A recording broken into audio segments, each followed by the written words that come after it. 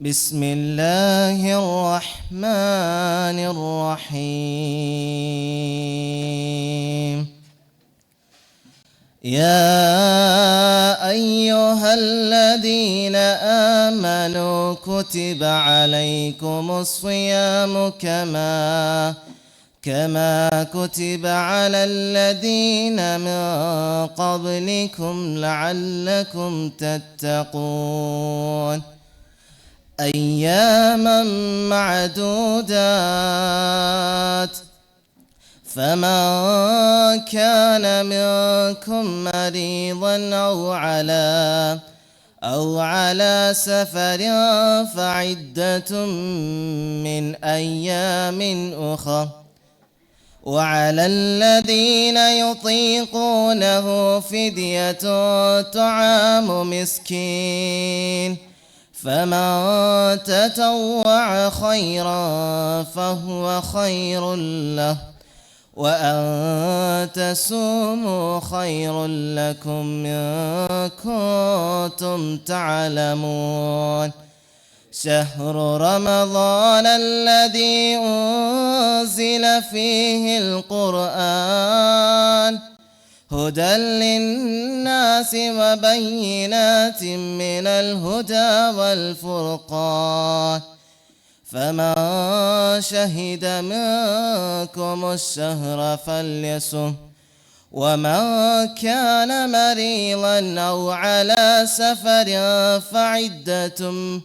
فعدة من أيام أخر يريد الله بكم اليسر ولا يريد بكم العسر ولتكملوا العدة ولتكبروا الله على ما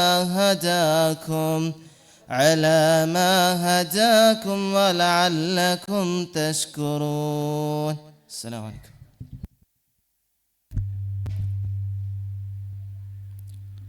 നാലാമത് ക്ലാസിക് സാംസ്കാരിക നിലയം സ്നേഹസംഗമവും ഇഫ്താർ വിരുന്നും തുടരുകയാണ്.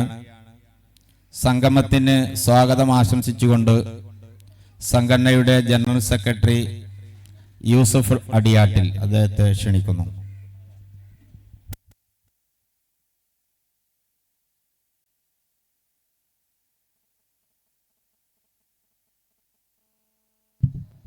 അൽഹംദുലില്ലാ വസ്സലാത്തു വസ്സലാമു അലാ റസൂലിൽ അമീൻ വഅലാ ആലിഹി വഅസ്ഹാബിഹി അജ്മഈൻ അമ്മാ ബഅദ്.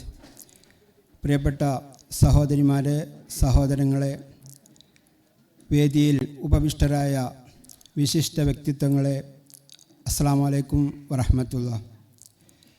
കഴിഞ്ഞ 25 വർഷക്കാലമായി കിഴക്കേപ്പാറ പ്രദേശത്ത് കായിക രംഗത്തും കലാരംഗത്തും അതുപോലെ ആരോഗ്യ, ജീവകാരുണ്യ, വിദ്യാഭ്യാസ മേഖലകളിൽ സ്തുത്യർഹമായ സേവനം കാഴ്ചവെച്ചുകൊണ്ടിരിക്കുന്ന ഒരു കൂട്ടായ്മയാണ് ക്ലാസിക് സാംസ്കാരിക നിലയം. ഇന്നിൻ്റെ ഈ ആസുരകാലത്ത് ദിശാബോധം നൽകിക്കൊണ്ട് യുവാക്കളെ നേരിൻ്റെ പാതയിലേക്ക് നയിക്കുക എന്നതാണ് ഇത്തരം കൂട്ടായ്മയും അതേപോലെ ഇതുപോലുള്ള പ്രവർത്തനങ്ങൾ കൊണ്ടും ലക്ഷ്യമിടുന്നത്.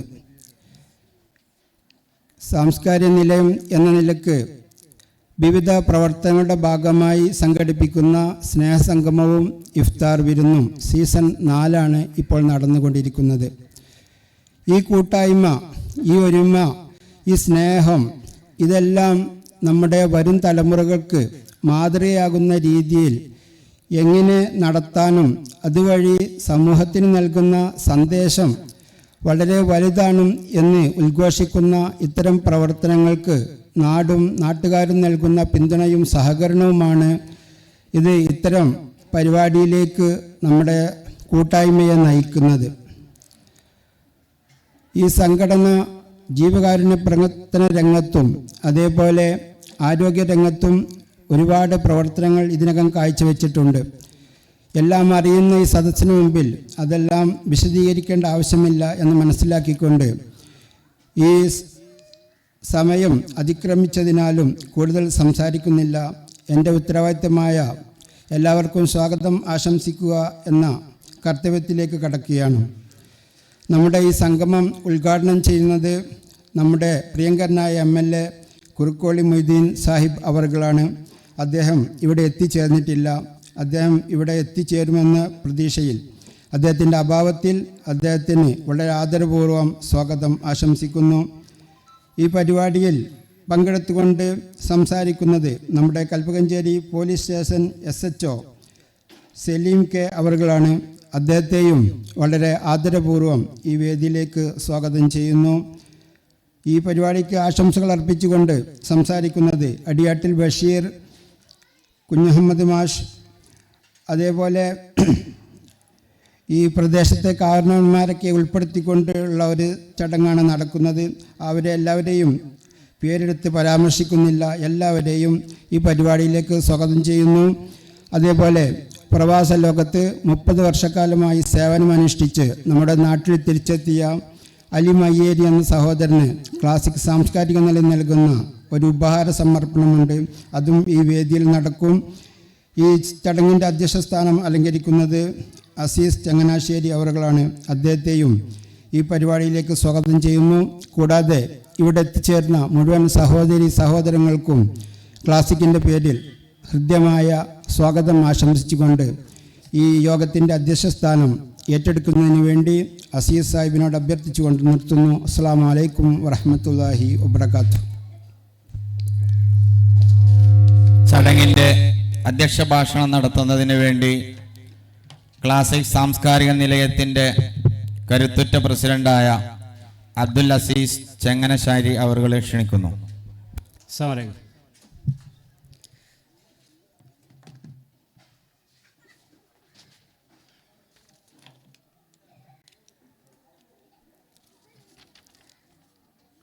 ഇവിടെ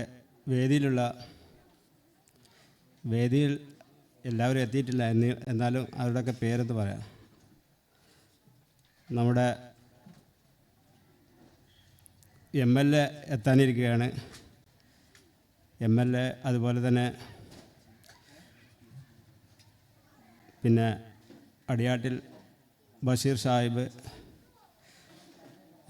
കൽപ്പഞ്ചേരി പഞ്ചായത്ത് വൈസ് പ്രസിഡൻറ്റ്, അതുപോലെ തന്നെ ഇപ്പോൾ P മുഹമ്മദ് അലി വളവന്നൂർ,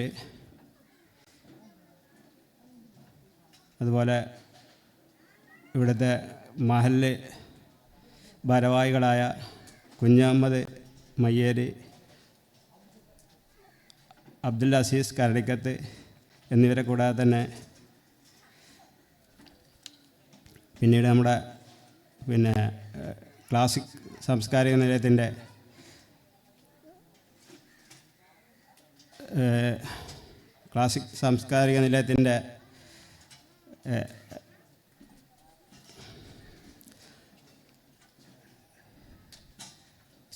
ചെയർമാനായിട്ടുള്ള നമ്മുടെ TK ഇബ്രാഹിംകുട്ടി സാഹിബ്, അതുപോലെ പ്രൊഫസർ കുഞ്ഞുമൊയ്തീൻ കുട്ടി മയ്യേരി, കുഞ്ഞുമൊയ്തീൻ മയ്യേരി എന്ന ഒടുവത്ത് ബാവ സാഹിബ് അവർ, അതുപോലെ അബ്ദുൽ മജീദ് ഭരണിക്കൽ, ശംസുദ്ദീൻ ആലുക്കൽ എന്നിവരെയും കൂടാതെ നമുക്കെല്ലാം പ്രിയങ്കരനായ നമ്മൾ ഇന്ന് ആദരിക്കുന്ന നമ്മുടെ മയ്യേരി അലി എന്ന നമ്മളൊക്കെ വിളിക്കുന്ന ഒടുവത്ത് അലി, അദ്ദേഹത്തെയും ഈ വേദിയിലേക്ക് സ്വാഗതം ചെയ്യുന്നു. അതുപോലെ ഈ പരിപാടിക്ക് വേണ്ടി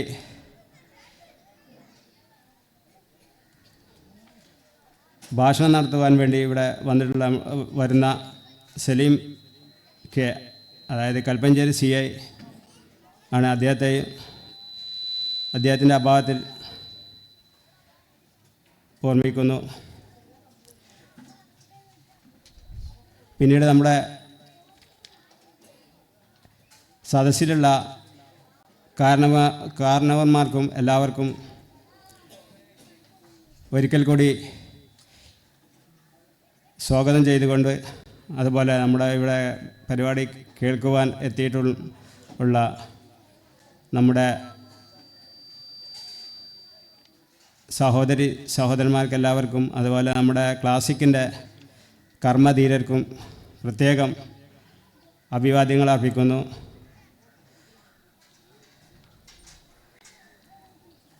പിന്നെ നമ്മുടെ ക്ലബിനെ പറ്റി പറയുകയാണെങ്കിൽ, നമ്മുടെ പ്രിയങ്കരനായ പ്രസിഡൻ്റ്,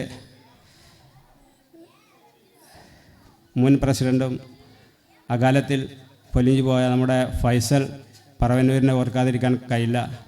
അദ്ദേഹമാണ് ഇന്ന് കാണുന്ന ഈ ഒരു ഓഡിറ്റോറിയം പോലുള്ള ഒരു സൗകര്യം നമുക്കിന്ന് ചെയ്തു തന്നതും ഈ ഇഫ്താർ വിരുന്നുകൾക്ക് ഇവിടെ ഇന്നത്തെ ഈ ഒരു പൊലിമ നൽകിയതുമൊക്കെ അദ്ദേഹമാണ്. ഇപ്രാവശ്യം നമുക്കിവിടെ വീട്ടിൽ എത്തിക്കാനുള്ള ഒരു സൗകര്യം ഉണ്ടായിട്ടില്ല. കഴിഞ്ഞ 3 പ്രാവശ്യവും നമ്മൾ വീടുകളിൽ എത്തിച്ച് സ്ത്രീകളെ കൂടി ഇതിൻ്റെ ഭാഗമാക്കാനുള്ള ഒരു പദ്ധതി ഉണ്ടായിരുന്നു. അത് ഈ പ്രാവശ്യം കുട്ടികളുടെ പരീക്ഷയും ഒക്കെ കണക്കിലെടുത്ത് SLCയും +2 ഒക്കെ പരീക്ഷ നടക്കുകയാണ്. അവരാണ് ഇതിൻ്റെ പിന്നിൽ, ഞങ്ങളെ സ്റ്റുഡൻസ് വിങ് ആണ് ഇതിൻ്റെ പിന്നിൽ കൈമൈ മറന്ന് പ്രവർത്തിക്കുന്നത്. അവർക്ക് ഈ പ്രാവശ്യം അതിനുള്ള സൗകര്യം ഇല്ലാത്തത് കൊണ്ട് തന്നെ നമുക്കതിന് സാധിച്ചിട്ടില്ല. ആ ഒരു ഇതിൽ ഞങ്ങൾ അതിനുവേണ്ടി എല്ലാവരോടും ക്ഷമ ചോദിക്കുകയാണ്. ഇൻഷാ അല്ലാഹ് തുടർന്ന് നമുക്ക് എങ്ങനെയൊക്കെയാണെന്ന് വെച്ചാൽ അതുപോലെ തന്നെ പതിവ് പോലെ തന്നെ ആക്കാനുള്ള ഒരു സൗകര്യവും അപ്പോൾ ഉണ്ടാകുന്ന ഒരു സൗകര്യം പോലെ നമ്മൾ ചെയ്യുന്നതായിരിക്കും. പിന്നീട് നമ്മുടെ ഈ ഇഫ്താർ വിരുന്നിനെ പറ്റി പറയുമ്പോൾ, ഇവിടെ ഇപ്പോൾ നമ്മുടെ മുമ്പൊക്കെ എല്ലാ വീടുകളിലും ഇഫ്താർ വിരുന്നുണ്ടായിരുന്നു. ഇപ്പോൾ വീടുകളിലൊന്നും അത് കാണുന്നില്ല കുറച്ച് കാലമായിട്ട്. പിന്നെ മഹല്ല് കമ്മിറ്റികൾ ഏറ്റെടുത്ത് നടത്തി. അതും പലർക്കും ബുദ്ധിമുട്ടുകൾ കാരണം പലരും അത് നിർത്തി. ഇപ്പോൾ ചില സാംസ്കാരിക സംഘടനകളാണ് അത് ഏറ്റെടുത്തിരിക്കുന്നത്. അതുകൊണ്ട് തന്നെ നല്ലൊരു റീച്ച് കിട്ടുന്നുണ്ടായിരുന്നു. അപ്പോൾ നോമ്പ് തുറപ്പിക്കുന്നവനും പുണ്യമുള്ള ഈ ഒരു റംദാനിലെ നമ്മളിതിന് വേണ്ടി മുൻകൈ എടുക്കുന്ന എല്ലാവർക്കും പടച്ചവൻ അർഹമായ പ്രതിഫലം നൽകട്ടെ എന്ന് പ്രാർത്ഥിക്കുന്നു. അതുപോലെ തന്നെ ഞങ്ങളുടെ മുൻ പ്രസിഡൻറ്റ് ഫൈസൽ പറവന്നൂരിന് അള്ളാഹു മഗ്ഫിറത്ത് നൽകി അനുഗ്രഹിക്കട്ടെ എന്ന് പ്രത്യേകം പ്രാർത്ഥിക്കുന്നതോടൊപ്പം ഈ പരിപാടി ഉദ്ഘാടനം ചെയ്ത് അധ്യക്ഷ പ്രസംഗം നിർവഹിച്ചുകൊണ്ട് ഇത് നിർത്തുന്നു. അസ്സലാമു അലൈക്കും. നന്ദി അധ്യക്ഷൻ. അടുത്തതായി നമുക്ക് ആവശ്യമായ ഈ റമദാനിൽ ഏറെ പ്രധാനപ്പെട്ട ചില നുറുങ്ങുകൾ കൈമാറാൻ വേണ്ടി നമ്മുടെ നാട്ടിൽ വളർന്നു വരുന്ന യുവ പ്രാസംഗികനായ മുഹമ്മദ് അലി വളവന്നൂരിനെ മുഖ്യപ്രഭാഷണത്തിനായി ഏറെ വിനയപൂർവ്വം സ്വാഗതം ചെയ്യുന്നു.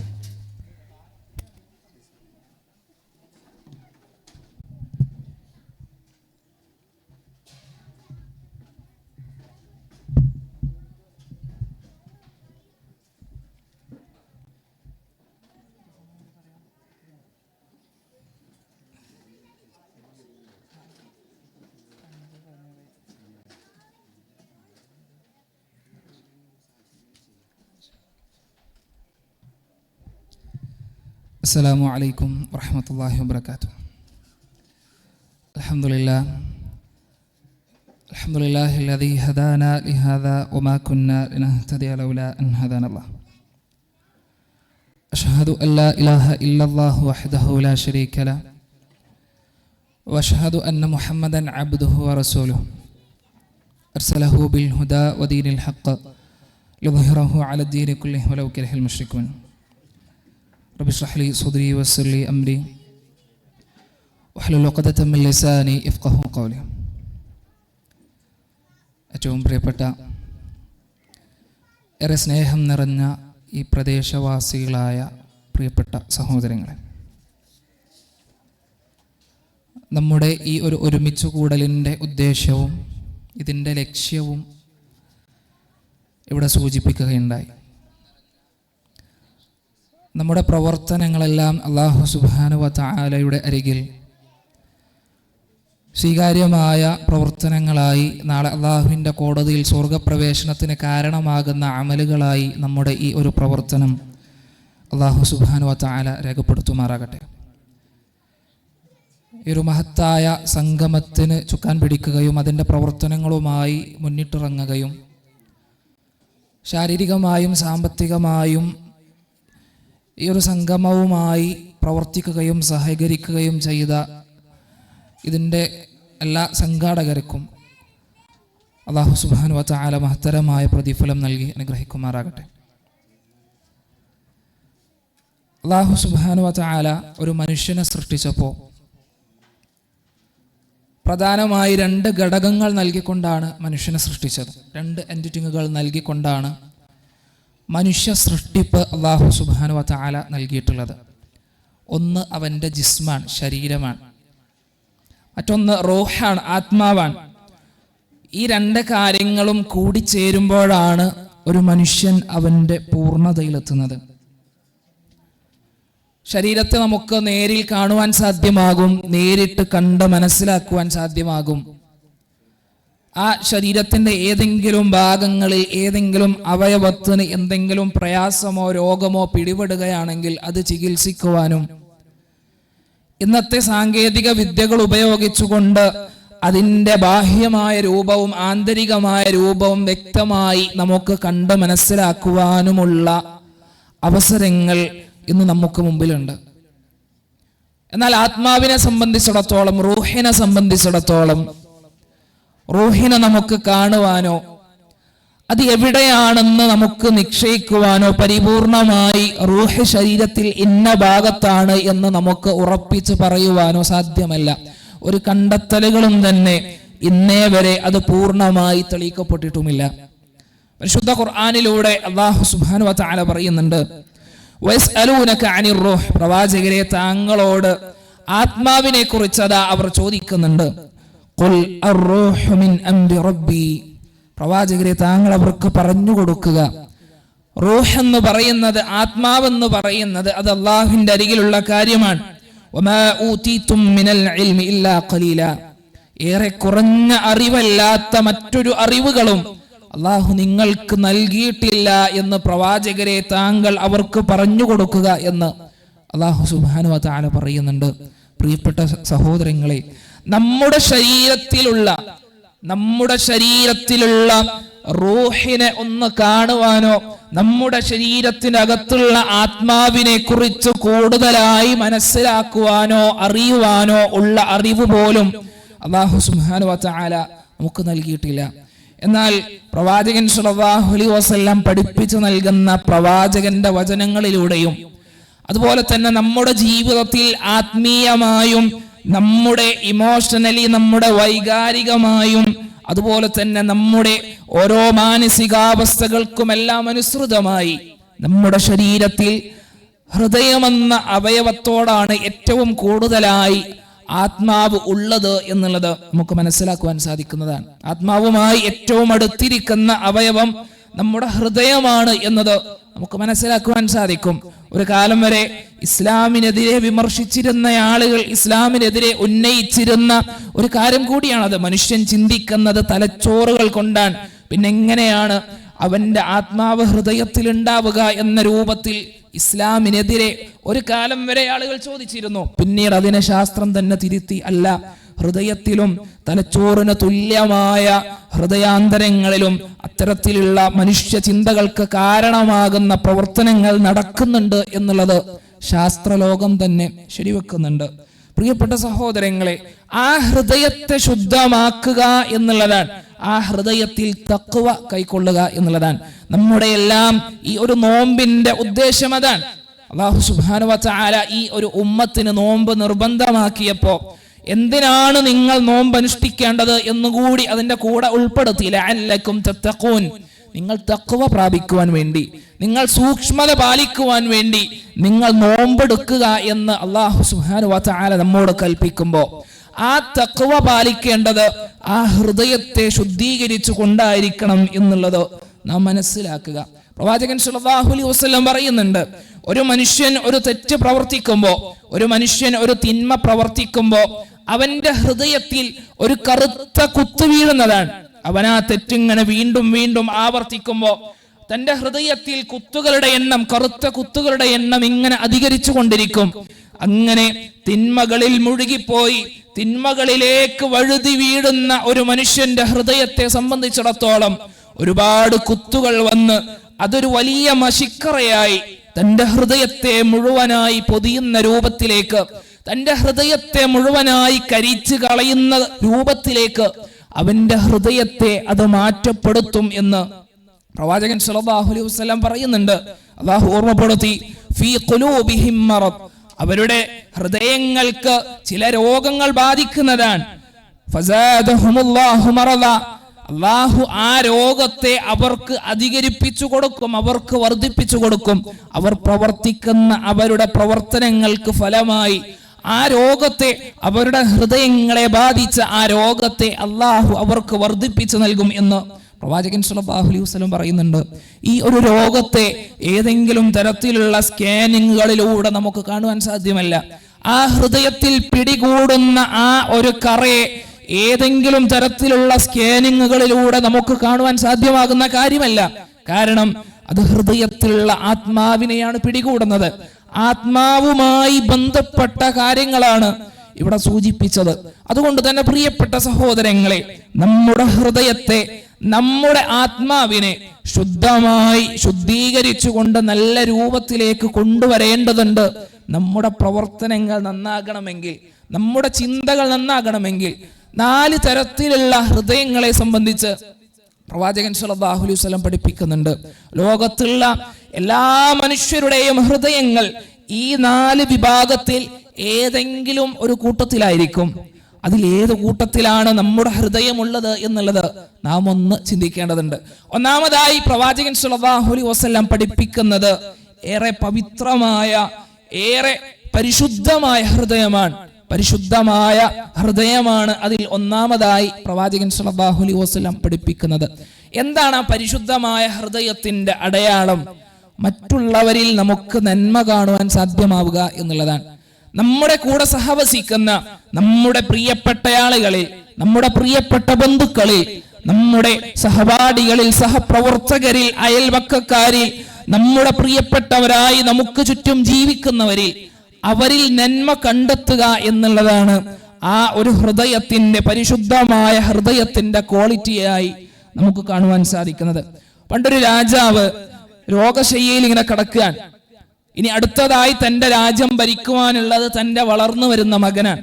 അപ്പൊ മകൻ അതിന് അനിവാര്യമായ രൂപത്തിലെത്തിയിട്ടുണ്ടോ, ഭരണങ്ങൾ ഏറ്റെടുക്കുവാൻ പ്രാപ്തനായ രൂപത്തിലേക്ക് എത്തിയിട്ടുണ്ടോ എന്ന് മനസ്സിലാക്കുന്നതിന് വേണ്ടി ആ രാജാവ് മകനെ വിളിച്ചുകൊണ്ടൊരു ദൗത്യം ഏൽപ്പിക്കുന്നുണ്ട്. പ്രിയപ്പെട്ട മകനെ, നീ നമ്മുടെ പ്രജകളുടെ അരികിലേക്ക് ചെന്നുകൊള്ളുക. ഈ രാജ്യത്തുള്ള ഓരോ മനുഷ്യരുടെ അരികിലേക്കും നീ ചെന്നുകൊള്ളുക. എന്നിട്ട് ആരാണ് അവരിൽ ഒരു തെറ്റുപോലും ചെയ്യാത്തവരായി ഉള്ളത് എന്ന് നീ കണ്ടെത്തിക്കൊള്ളുക എന്ന് ആ രാജാവ് മകനെ ദൗത്യം ഏൽപ്പിക്കുകയാണ്. തന്നിൽ ഏൽപ്പിതമായ ദൗത്യവുമായി ആ രാജകുമാരൻ തന്റെ രാജ്യത്തുള്ള ഓരോ മനുഷ്യരുടെ അരികിലേക്കും ദിവസങ്ങളോളം, മാസങ്ങളോളം സഞ്ചരിച്ചുകൊണ്ട് കടന്നെത്തുന്നുണ്ട്. നിരാശനായി തന്റെ പിതാവിന്റെ അരികിലേക്ക് ആ മകൻ വന്നുകൊണ്ട് പറയുന്നുണ്ട്, പിതാവേ, എന്തൊരു നശിച്ച രാജ്യമാണ് നമ്മുടേത്. ഒരു തെറ്റുപോലും ചെയ്യാത്ത, ഒരു മനുഷ്യർ പോലും ഇല്ലാത്ത രാജ്യത്താണ് നാം ഉള്ളത്. ഈ രാജ്യത്തെ എങ്ങനെയാണ് ഞാൻ ഭരിക്കുക? ഒരു തെറ്റുപോലും ചെയ്യാത്തവരായി ഒരു മനുഷ്യൻ പോലും ഈ രാജ്യത്തില്ല പിതാവേ എന്ന് ആ രാജകുമാരൻ പിതാവിനോട് മറുപടി പറയുമ്പോ ആ പിതാവ് തിരിച്ചു നൽകുന്ന ഒരു മറുപടി ഉണ്ട്. മോനെ, നീ നിരാശപ്പെടേണ്ട, നിനക്ക് ഞാൻ ഒരു ദൗത്യം കൂടി നൽകുകയാണ്. നീ ഇപ്പോ പ്രജകളുടെ അരികിലേക്ക് പോയതുപോലെ ഒരു തവണ കൂടി അവരുടെ അരികിലേക്ക് ചെല്ലുക.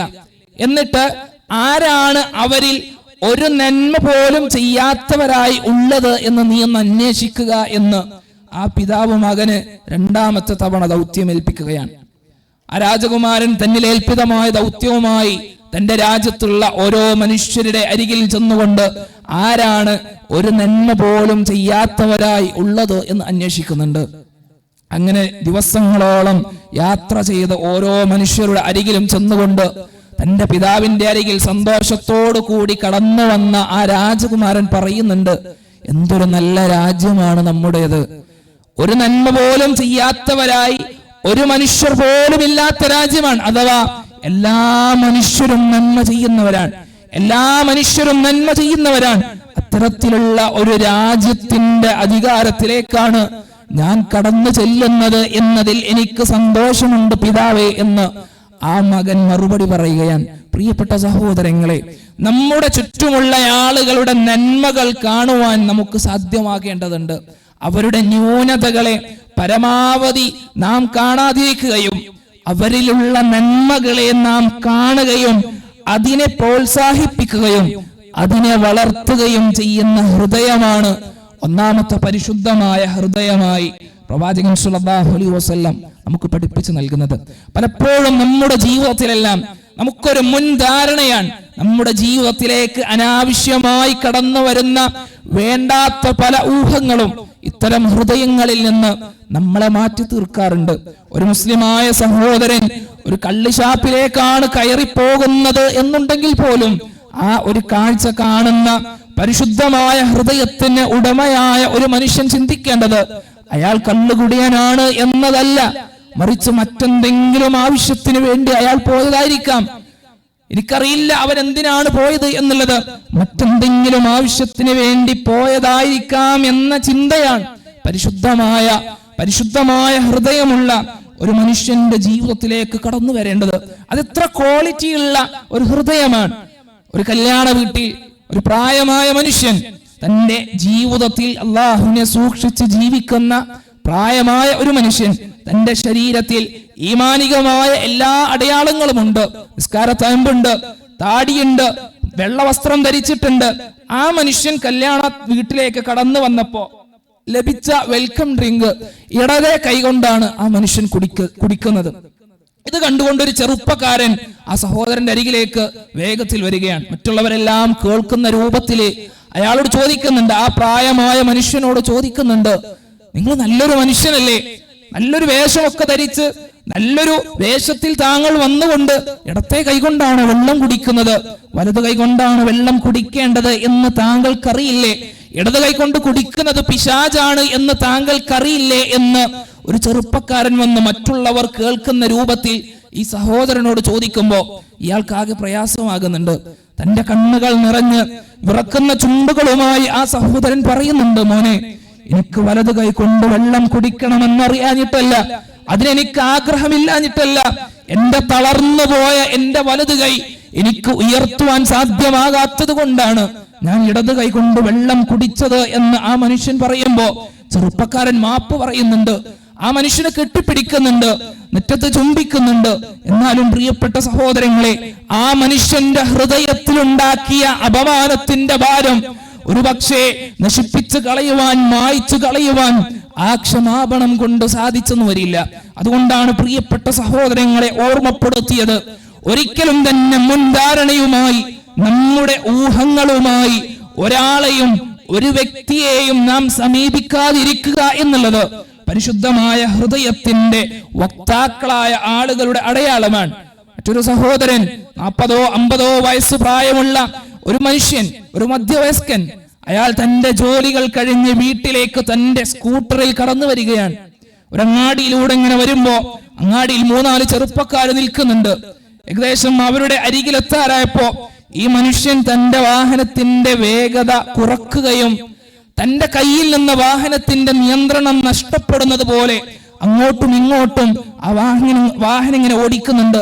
അതിൽ കൂടി നിൽക്കുന്ന ചെറുപ്പക്കാരിൽ ഒരാളുടെ ശരീരത്തിൽ ആ വാഹനം തട്ടുകയും അവിടെ മറിഞ്ഞു വീഴുകയും ചെയ്യുകയാണ്. ഈ ചെറുപ്പക്കാരുടനെ തന്നെ ആ സഹോദരനെ അടിക്കുകയാണ്. അയാളുടെ മുഖത്തും തലയിലുമെല്ലാം തുടർച്ചയായി അവരടിക്കുന്നുണ്ട്.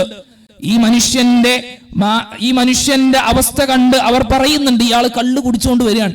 കള്ള് കുടിച്ചുകൊണ്ടാണ് ഇയാൾ വണ്ടി ഓടിച്ചു വരുന്നത്, അതുകൊണ്ടാണ് ഇങ്ങനെ ബാലൻസ് ഇല്ലാതെ വന്നതും തങ്ങളെ വന്ന് ഇടിച്ചതും എന്ന് അവർ പറയുകയും അതിന്റെ കേസെടുക്കുവാൻ വേണ്ടി അതിനാവശ്യമായി അവർ ആശുപത്രിയിലേക്ക് പുറപ്പെട്ടപ്പോഴാണ് അവർ തിരിച്ചറിയുന്നത് യഥാർത്ഥത്തിൽ ആ മനുഷ്യന്റെ ഷുഗർ ഡൗൺ ആയതുകൊണ്ടാണ് അവിടെ അങ്ങനെ ഒരു സംഭവം നടന്നത് എന്നുള്ളത്. പ്രിയപ്പെട്ട സഹോദരങ്ങളെ, നാം നമ്മുടെ കണ്ണുകൾ കൊണ്ട് നമ്മുടെ കാഴ്ചക്ക് മുമ്പിൽ കാണുന്ന പലതും നാം കരുതുന്ന രൂപത്തിലായിരിക്കില്ല അതിന്റെ യാഥാർത്ഥ്യം. നമ്മുടെ മുമ്പിൽ ചിരിക്കാതെ, നമ്മുടെ മുമ്പിൽ സംസാരിക്കാതെ, നമ്മോട് മാന്യമായി പെരുമാറാത്ത ഒരു മനുഷ്യനെ സംബന്ധിച്ചിടത്തോളം പലപ്പോഴും നമ്മുടെ മനസ്സുകളിൽ അയാൾക്ക് നാം സൃഷ്ടിക്കുന്ന ഒരു സ്ഥാനമുണ്ട്, അയാൾക്ക് നാം കൊടുക്കുന്ന ഒരു പദവിയുണ്ട്. പലപ്പോഴും അയാളുടെ ജീവിത രീതിയും അയാളുടെ ജീവിതാവസ്ഥയും അയാളുടെ മാനസികാവസ്ഥയും നാം തിരിച്ചറിയാത്തത് കൊണ്ടായിരിക്കും അത്തരത്തിൽ മോശമായ ഒരു രൂപത്തിലേക്ക് നമ്മുടെ മാനസിക തലങ്ങളിൽ ആ മനുഷ്യനൊരു ചിത്രീകരണം നാം കൊടുക്കുന്നത്. അതുകൊണ്ട് തന്നെ പ്രിയപ്പെട്ട സഹോദരങ്ങളെ, ഒരിക്കലും തന്നെ നമ്മുടെ ജീവിതത്തിൽ മറ്റുള്ളവരെ ഏതെങ്കിലും തരത്തിലുള്ള ഊഹങ്ങളുടെ അടിസ്ഥാനത്തിലോ മുൻകൂട്ടിയുള്ള ചിന്തകളുടെ അടിസ്ഥാനത്തിലോ നാം ഒരാളെയും വിലയിരുത്താതിരിക്കുക എന്നുള്ളത് പരിശുദ്ധമായ ഹൃദയത്തിന്റെ ഉടമകളായ നല്ലവരായ മുഅ്മിനുകളായ സൗഭാഗ്യവാന്മാരായ അല്ലാഹുവിന്റെ അടിമകളുടെ ഹൃദയത്തിന്റെ ക്വാളിറ്റിയാണ്. പ്രവാചകൻ സല്ലല്ലാഹു അലൈഹി വസല്ലമയുടെ സദസ്സിൽ ഒരു മനുഷ്യനുണ്ടായിരുന്നു, ഒരുപാട് തമാശകൾ പറഞ്ഞിരുന്ന ഒരു മനുഷ്യൻ. സ്വഹാബത്തിനും പ്രവാചകനുമെല്ലാം ആ മനുഷ്യനെ ഭയങ്കര ഇഷ്ടമായിരുന്നു. ആ മനുഷ്യന്റെ തമാശകൾ കേട്ട് സ്വഹാബിമാർ പൊട്ടിച്ചിരിക്കും, പ്രവാചകൻ സല്ലല്ലാഹു അലൈഹി വസല്ലം പുഞ്ചിരിക്കും. പക്ഷെ ഈ മനുഷ്യനൊരു പ്രശ്നമുണ്ട്. ചില സമയങ്ങളിൽ ആരും അറിയാതെ ഈ വ്യക്തി പോയി മദ്യപിക്കും, അത് പിടിക്കപ്പെടും. അന്ന് അവിടെയുള്ള ഇസ്ലാമിക വിധി നടപ്പിലാക്കുന്നത് പ്രകാരം ചാട്ടവാറടി ശിക്ഷ ആ മനുഷ്യന് നൽകും. അങ്ങനെ ശിക്ഷ ലഭിച്ചു കഴിഞ്ഞാൽ ആ മനുഷ്യൻ നന്നാകും. പ്രവാചകന്റെയും സ്വഹാബത്തിന്റെയും കൂടെ ഇസ്ലാമിക സദസ്സുകളിൽ പങ്കെടുക്കും, ഇസ്ലാമിക ചര്യകളിൽ പങ്കെടുക്കും. എന്നാലും കുറച്ചു കഴിഞ്ഞാൽ പിന്നെയും ആ മനുഷ്യൻ മദ്യപാനത്തിലേക്ക് തന്നെ കടന്നു ചെല്ലും. അത്തരത്തിലുള്ള ഒരു മനുഷ്യൻ, അങ്ങനെ ആ മനുഷ്യൻ ഒരിക്കൽ ശിക്ഷ നടപ്പാക്കിക്കൊണ്ടിരിക്കുമ്പോ ഒരു സ്വഹാബി പറയുന്നുണ്ട്, എന്തൊരു മോശമായ പ്രവർത്തനമാണ് താൻ ചെയ്യുന്നത്. പ്രവാചകന്റെ ഹൃദയത്തെ വേദനിപ്പിച്ച് കളയുന്ന, പ്രവാചകന്റെ ഹൃദയത്തെ വേദനിപ്പിച്ച് കളയുന്ന എന്തൊരു മോശമായ പ്രവർത്തനമാണ് നീ ചെയ്യുന്നത്, നിനക്ക് അല്ലാഹുവിന്റെ നാശം ഉണ്ടാകട്ടെ എന്നൊരു സ്വഹാബി പറയുന്നത് പ്രവാചകൻ സല്ലല്ലാഹു അലൈഹി വസല്ലം കേട്ടപ്പോ ഉടനെ തന്നെ പ്രവാചകൻ അവിടെ തിരുത്തുന്നുണ്ട്. ആ മനുഷ്യന്റെ മനസ്സിന്റെ ഉള്ളിലുള്ള പ്രയാസങ്ങൾ എന്താണ്, ആ മനുഷ്യന്റെ സാഹചര്യങ്ങൾ എന്താണ് എന്നുള്ളത് നമുക്കറിയില്ല. ആ മനുഷ്യന്റെ ഹൃദയങ്ങളിൽ പ്രവാചകനും അല്ലാഹുവിനുമുള്ള സ്ഥാനം എന്താണ് എന്നുള്ളത് നമുക്കറിയില്ല. അതുകൊണ്ട് ഒരാളെയും നീ ശപിച്ചു കളയരുത് എന്ന് പ്രവാചകൻ സല്ലല്ലാഹു അലൈഹി വസല്ലം പഠിപ്പിക്കുന്നുണ്ട്. ഒരാളെയും നമ്മുടെ കാഴ്ചകൾക്ക് അധിഷ്ഠിതമായി, ബാഹ്യമായ രൂപത്തിൽ നമ്മുടെ കാഴ്ചകൾക്ക് അധിഷ്ഠിതമായി ഒരാളെയും തന്നെ വിലയിരുത്തുവാനോ അതിനനുസരിച്ച് സംസാരിക്കുവാനോ പ്രവർത്തിക്കുവാനോ ചെയ്യുന്ന അത്തരത്തിലുള്ള ഒരു ഹൃദയം എന്ന് പറയുന്നത് പരിശുദ്ധമല്ലാത്ത ഹൃദയമാണ് എന്നത് നാം തിരിച്ചറിയുക. പ്രിയപ്പെട്ട സഹോദരങ്ങളെ, ഈ ഇസ്ലാമിക ഉമ്മത്തിന്റെ വളർച്ച, ഇസ്ലാമിക ഉമ്മത്ത് ഇത്രയേറെ വളർന്നു പന്തലിച്ചത് എന്തുകൊണ്ടാണെന്നറിയോ? അത് ഒരുപാട് പ്രസംഗങ്ങൾ നടത്തിയത് കൊണ്ടല്ല, ഒരുപാട് ഖുതുബകൾ നടത്തിയത് കൊണ്ടല്ല, മറിച്ച് ഒരുപാട് നല്ല മനുഷ്യരുടെ സ്വഭാവങ്ങൾ കൊണ്ടാണ്, ഒരുപാട് മനുഷ്യരുടെ പ്രവർത്തനങ്ങൾ കൊണ്ട്, അവരുടെ പെരുമാറ്റങ്ങൾ കൊണ്ടാണ് ഇസ്ലാം ഇത്രയേറെ സുന്ദരമായി വ്യാപിച്ചത്. റിച്ചാർഡ് എന്നു പേരുള്ള US ഒരു നേവി ഉദ്യോഗസ്ഥൻ, ആ മനുഷ്യൻ കടുത്ത ഇസ്ലാമിക വിരോധിയായിരുന്നു. ഇസ്ലാമിനെ ശത്രുപക്ഷത്ത് നിന്ന് കാണുന്ന കൊടിയ തീവ്രവാദത്തിന്റെയും ഭീകരവാദത്തിന്റെയും മാത്രം അടയാളമായി കണ്ടിരുന്ന ഒരു മനുഷ്യനായിരുന്നു. തന്റെ നാട്ടിലുള്ള പള്ളിയും ഇസ്ലാഹി സെന്ററും പൂട്ടിക്കുവാൻ വേണ്ടി ആ മനുഷ്യൻ തന്റെ നാട്ടിലെ ഇസ്ലാഹി സെന്ററിലേക്ക് കടന്നു വരുന്നുണ്ട്. അത് പൂട്ടിക്കണം എന്ന ഉദ്ദേശത്തിലാണ് കടന്നു വരുന്നത്. അതുമായി ബന്ധപ്പെട്ട പേപ്പർ വർക്കുകൾ ചെയ്യാനാണ് ആ മനുഷ്യൻ അവിടേക്ക് കടന്നു വരുന്നത്. എന്നാൽ അവിടെ എത്തിയപ്പോ അവിടെ ഉണ്ടായിരുന്ന സഹോദരങ്ങളുടെ പെരുമാറ്റം ഈ മനുഷ്യനെ അത്ഭുതപ്പെടുത്തുന്നുണ്ട്. ഞാൻ മനസ്സിലാക്കിയതുപോലെയല്ലോ, ഞാൻ ഇന്നേ വരെ ചിന്തിച്ചതുപോലെയല്ലല്ലോ ഇവരുടെ പെരുമാറ്റം, ഞാൻ ഉദ്ദേശിച്ചതുപോലെയല്ലല്ലോ ഇവരുടെ സംസാരം. അവരിൽ നിന്ന് എന്തൊക്കെയോ ഇസ്ലാമിനെ കുറിച്ച് പഠിക്കണം എന്ന് ആ മനുഷ്യന് തോന്നുകയാണ്. അവരിൽ നിന്ന് റിച്ചാർഡ് എന്ന ആ മനുഷ്യൻ ഒരു ഖുർആൻ വാങ്ങുകയും ആ ഖുർആനിന്റെ പരിഭാഷയടക്കം ആ മനുഷ്യൻ അതിങ്ങനെ പാരായണം ചെയ്യുകയാണ്. അതിന്റെ പരിഭാഷ ഇങ്ങനെ വായിക്കുകയാണ്, അതിന്റെ വിശദീകരണം ഇങ്ങനെ വായിക്കുകയാണ്. അങ്ങനെ ആ സഹോദരൻ ഖുർആൻ പാരായണം ചെയ്ത് ഇദ്ഫഅ ബില്ലതി ഹിയ അഹ്സൻ ഫഇദ അല്ലദീ ബൈനക വബൈനഹു അദാബത്തുൻ കഅന്നഹു വലിയ്യുൻ ഹമീം എന്ന പരിശുദ്ധ ഖുർആനിലെ വചനമെത്തിയപ്പോ അല്ലാഹു സുബ്ഹാനഹു വ തആല പറയുന്നുണ്ട്, നിങ്ങൾ തിന്മയെ നന്മ കൊണ്ട് എതിരിടുക, തിന്മയെ നന്മ കൊണ്ട് നിങ്ങൾ നേരിടുക, വൈരാഗ്യത്തെ നിങ്ങൾ സ്നേഹം കൊണ്ട് എതിരിടുക, ശത്രുതയെ നിങ്ങൾ ഊഷ്മളത കൊണ്ട് നേരിടുക. അങ്ങനെയെങ്കിൽ നിങ്ങളുടെ ജീവിതത്തിൽ ആരാണോ നിങ്ങളുടെ ഏറ്റവും കൊടിയ ശത്രു, അതേ ശത്രുവിനെ ഏറ്റവും നല്ല മിത്രമായി നിനക്ക് കാണുവാൻ സാധ്യമാണ് എന്ന പരിശുദ്ധ ഖുർആനിന്റെ സുന്ദരമായ വചനം ആ മനുഷ്യൻ പാരായണം ചെയ്യുമ്പോ ഇസ്ലാം സ്വീകരണവുമായി, തന്റെ പരസ്യമായ ഇസ്ലാം സ്വീകരണ പ്രഖ്യാപനമായി കൊണ്ട് ആ സഹോദരൻ സമൂഹ മാധ്യമങ്ങൾക്ക് മുമ്പിൽ വരുന്നുണ്ട്. ഇന്ന് ഇസ്ലാമിനെതിരെ പറയുന്ന നുണപ്രചാരണങ്ങൾക്കെതിരെ പ്രവർത്തിക്കുന്ന ഇസ്ലാമിന്റെ വക്താവായി, ഇസ്ലാമിന്റെ പ്രചാരകനായി ആ മനുഷ്യനെ മാറ്റിയത് താൻ പൂട്ടിക്കണമെന്ന് കരുതിക്കൊണ്ട് കടന്നു ചെന്ന ഇസ്ലാഹി സെന്ററിലെ കേവലം കുറഞ്ഞ മനുഷ്യർ മാത്രമാണ്.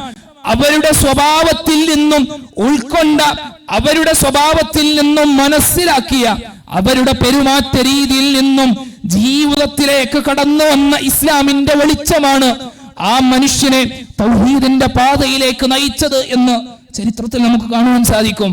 ആരായിരുന്നു തുമാമ റളിയല്ലാഹു അൻഹു?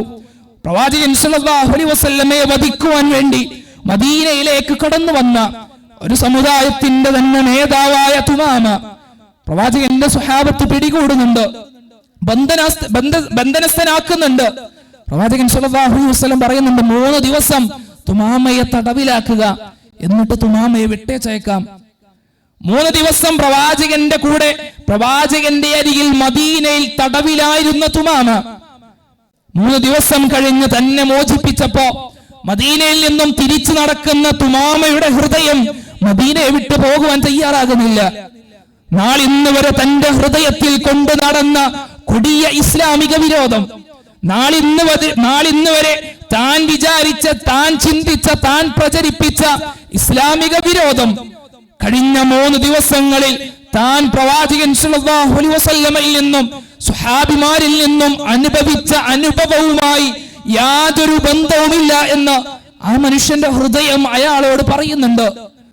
മാത്രമല്ല ആ മനുഷ്യന്റെ ഹൃദയങ്ങൾ അയാൾക്ക് തോന്നിപ്പിച്ചു കൊടുക്കുന്നുണ്ട്, ഇത്രയേറെ സുന്ദരമായ, ഇത്രയേറെ നല്ല സ്വഭാവത്തിന് അടിമകളായ, തന്റെ എല്ലാ ആവശ്യങ്ങളും പ്രവാചകനെ വധിക്കാൻ വേണ്ടി ചെന്ന് കയറിയ, തന്നെ തടവിലാക്കിയിട്ട് തനിക്കാവശ്യമായ ഭക്ഷണവും വെള്ളവും തനിക്കാവശ്യമായ മറ്റു കാര്യങ്ങളും ചെയ്തു തരുന്ന, തനിക്ക് വേണ്ടിയുള്ളതെല്ലാം നൽകിയ ആ സ്വഹാബത്തിന്റെ പരിചരണയെ സംബന്ധിച്ച് ആ മനുഷ്യന്റെ ഹൃദയം അയാളെ ചിന്തിപ്പിക്കുന്നുണ്ട്.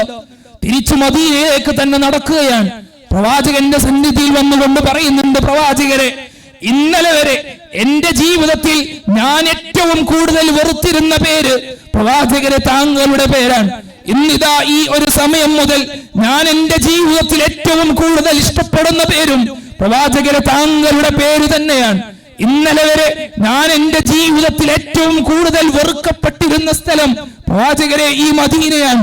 ഇന്നു മുതൽ ഞാനിതാ എന്റെ ജീവിതത്തിൽ ഏറ്റവും കൂടുതൽ ഇഷ്ടപ്പെടുന്ന സ്ഥലവും അതും ഈ മദീന തന്നെയാണ് പ്രവാചകരെ.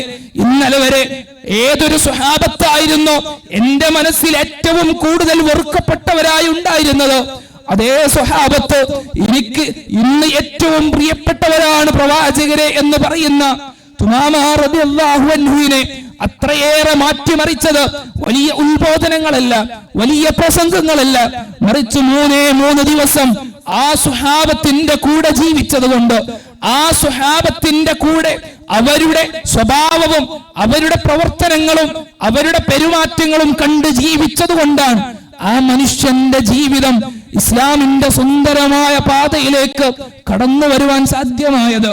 സഹോദരങ്ങളെ ഓർമ്മപ്പെടുത്തിയത്, നമ്മുടെ ഹൃദയാന്തരങ്ങളെ, നമ്മുടെ ആത്മാവിനെ നാം ശുദ്ധീകരിക്കുമ്പോ, നമ്മുടെ ആത്മാവിനെ നാം ശുദ്ധിയാക്കുമ്പോ, പരിശുദ്ധമായ ഹൃദയത്തിന്റെ ഉടമകളായി നമുക്ക് മാറാൻ സാധ്യമാക്കണമെങ്കിൽ അത് നമ്മുടെ പ്രവർത്തന തലങ്ങളിൽ കൃത്യമായി പ്രതിഫലിക്കണം. നമുക്ക് ചുറ്റുമുള്ള ആളുകളിലെ നന്മകളെ കൃത്യമായി നാം എടുത്തറിയണം. അതിനെ നാം കൃത്യമായി പ്രോത്സാഹിപ്പിക്കണം. നമുക്ക് ചുറ്റുമുള്ള ആളുകളിലെ തിന്മകളെ മറ്റുള്ളവർക്ക് മുമ്പിൽ പ്രദർശിപ്പിച്ച് അവരുടെ അഭിമാനത്തെ നഷ്ടപ്പെടുത്താതിരിക്കുകയും ആ തിന്മയിൽ നിന്ന് അവരെ വലിച്ചു കയറ്റി അവരെ നന്മയുടെ പാതയിലേക്ക് നയിക്കുകയും ചെയ്യുവാൻ എപ്പോഴാണോ നമുക്ക് സാധ്യമാവുക, അപ്പോഴാണ് നമ്മുടെ ഹൃദയങ്ങൾ ശുദ്ധമാകുന്നത്. അല്ലാഹു സുബ്ഹാനഹു വ തആല പ്രവാചകൻ സ്വല്ലല്ലാഹു അലൈഹി വസല്ലമയുടെ ഹൃദയത്തെ കുറിച്ച് പരിശുദ്ധ ഖുർആനിലൂടെ ഓർമ്മപ്പെടുത്തിയില്ലേ? ഫബിമാ റഹ്മത്തിൻ മിനല്ലാഹി ലിൻത ലഹും. പ്രവാചകരെ, അല്ലാഹുവിൽ നിന്നുള്ള കാരുണ്യം കൊണ്ടാണ് താങ്കൾ അവരോട് ഇത്രയേറെ സൗമ്യമായി പെരുമാറിയത്. വലൗ കുൻത ഫദ്ദൻ ഗലീദൽ ഖൽബി ലൻഫദ്ദൂ മിൻ ഹൗലിക്. താങ്കളുടെ ഹൃദയമെങ്ങാനും കഠിനമായിരുന്നെങ്കിൽ പ്രവാചകരെ, താങ്കളുടെ ചുറ്റുമുള്ള ആളുകൾ എന്നോ താങ്കളെ വിട്ടേച്ചു പോകുമായിരുന്നില്ലേ എന്ന് പ്രവാചകൻ സ്വല്ലല്ലാഹു അലൈഹി വസല്ലമയുടെ സ്വഭാവത്തെക്കുറിച്ച്, പ്രവാചകന്റെ ഹൃദയത്തെക്കുറിച്ച് അല്ലാഹു സുബ്ഹാനഹു വ തആല നമുക്ക് പറഞ്ഞു തരുന്നുണ്ട്.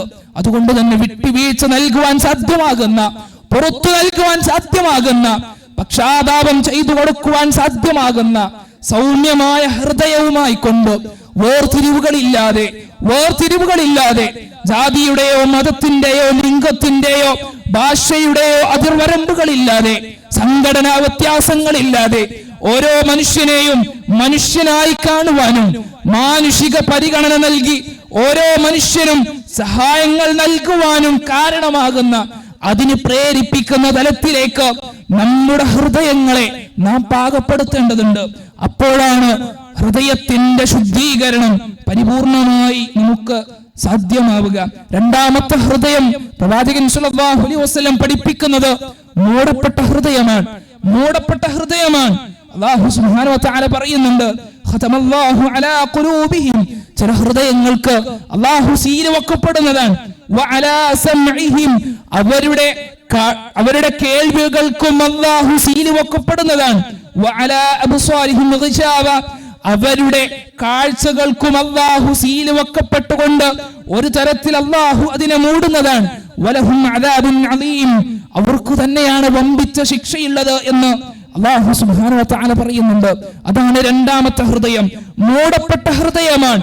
ഒരു നന്മയും കാണാത്ത, ഒരു മനുഷ്യരിലും ഒരു നല്ല ഗുണവും കാണാത്ത, തന്റെ കൺമുന്നിൽ കാണുന്ന ഓരോ മനുഷ്യരുടെയും മോശമായ അവരിലുള്ള നെഗറ്റീവുകൾ മാത്രം ചികഞ്ഞെടുത്തുകൊണ്ട് അത് മാത്രം എടുത്തുകൊണ്ട് കാണുകയും അതിനനുസൃതമായി സംസാരിക്കുകയും പ്രവർത്തിക്കുകയും ചെയ്യുന്ന ഹൃദയമാണ് രണ്ടാമതായി പ്രവാചകൻ സ്വല്ലല്ലാഹു അലൈഹി വസല്ലം പഠിപ്പിച്ചു നൽകുന്നത്. പ്രിയപ്പെട്ട സഹോദരങ്ങളെ, നമ്മുടെ ശരീരത്തിനകത്തൊരു ഇമ്മ്യൂണിറ്റി സിസ്റ്റം ഉണ്ട്. ശരീരത്തിന് എന്തെങ്കിലും ഒരു രോഗം ബാധിക്കുകയാണെങ്കിൽ, ശരീരത്തിന്റെ ഏതെങ്കിലും ഒരു അവയവത്തിന് എന്തെങ്കിലും ഒരു രോഗം ബാധിക്കുകയാണെങ്കിൽ അതിനെ പ്രതിരോധിക്കുവാൻ വേണ്ടി നമ്മുടെ ശരീരത്തിന്റെ അകത്തു തന്നെ ഒരു ഇമ്മ്യൂണിറ്റി സിസ്റ്റം ഉണ്ട്. ആത്മാവിന്റെ അകത്തുള്ള ഇമ്മ്യൂണിറ്റി സിസ്റ്റമാണ് നഫ്സുൽ ലവ്വാമ അഥവാ മനസാക്ഷി എന്ന് പറയുന്നത്. പലപ്പോഴും ഈ രണ്ടാമത്തെ ഹൃദയത്തിന്റെ ഉടമകൾക്ക് ആ മനസാക്ഷി തീരെ ഉണ്ടായിരിക്കുകയില്ല. മനുഷ്യൻ രണ്ട് രൂപത്തിലാണ് ചിന്തിക്കുക എന്ന്. ഒന്ന് തന്റെ തലച്ചോറ് കൊണ്ടും മറ്റൊന്ന് ഹൃദയം കൊണ്ടും. രണ്ട് രൂപത്തിൽ മനുഷ്യൻ ചിന്തിക്കും. എന്താണ് തന്റെ തലച്ചോറ് കൊണ്ടുള്ള ചിന്ത? തന്റെ മുമ്പിൽ ഒരു പാവപ്പെട്ട മനുഷ്യൻ കടന്നു വരികയാണെങ്കിൽ, ഒരു രോഗി കടന്നു വരികയാണെങ്കിൽ ആ മനുഷ്യന് ഞാൻ എന്തെങ്കിലും സഹായം നൽകിയത് കൊണ്ട് എനിക്കെന്ത് ഗുണമാണുള്ളത്? ഞാൻ എന്തിനാണ് അവനെ സഹായിക്കേണ്ടുന്ന ആവശ്യം? ഞാൻ എന്റെ സമ്പത്തിൽ നിന്ന് നൽകിയാൽ അതെന്റെ സമ്പത്ത് കുറക്കുകയല്ലേ എന്ന രൂപത്തിൽ നമ്മെ ചിന്തിക്കുന്ന ചിന്തകളാണ് തലച്ചോറിലുള്ള ആത്മാവ് നമുക്ക് നൽകുന്ന ചിന്ത. എന്നാൽ ഹൃദയം നൽകുന്ന ചിന്ത എന്താ? ആ മനുഷ്യന്റെ അവസ്ഥ എങ്ങാനും എനിക്കാണ് കടന്നു വന്നിരുന്നത് എന്നുണ്ടെങ്കിൽ, ആ മനുഷ്യന്റെ സാഹചര്യം എങ്ങാനും എന്റെ കുടുംബത്തിലേക്കാണ് കടന്നു വന്നിരുന്നത് എന്നുണ്ടെങ്കിൽ എന്റെ അവസ്ഥ എന്തായി പോകുമായേനെ എന്ന രൂപത്തിലുള്ള ചിന്തകളാണ് ഹൃദയം നമുക്ക് നൽകുക.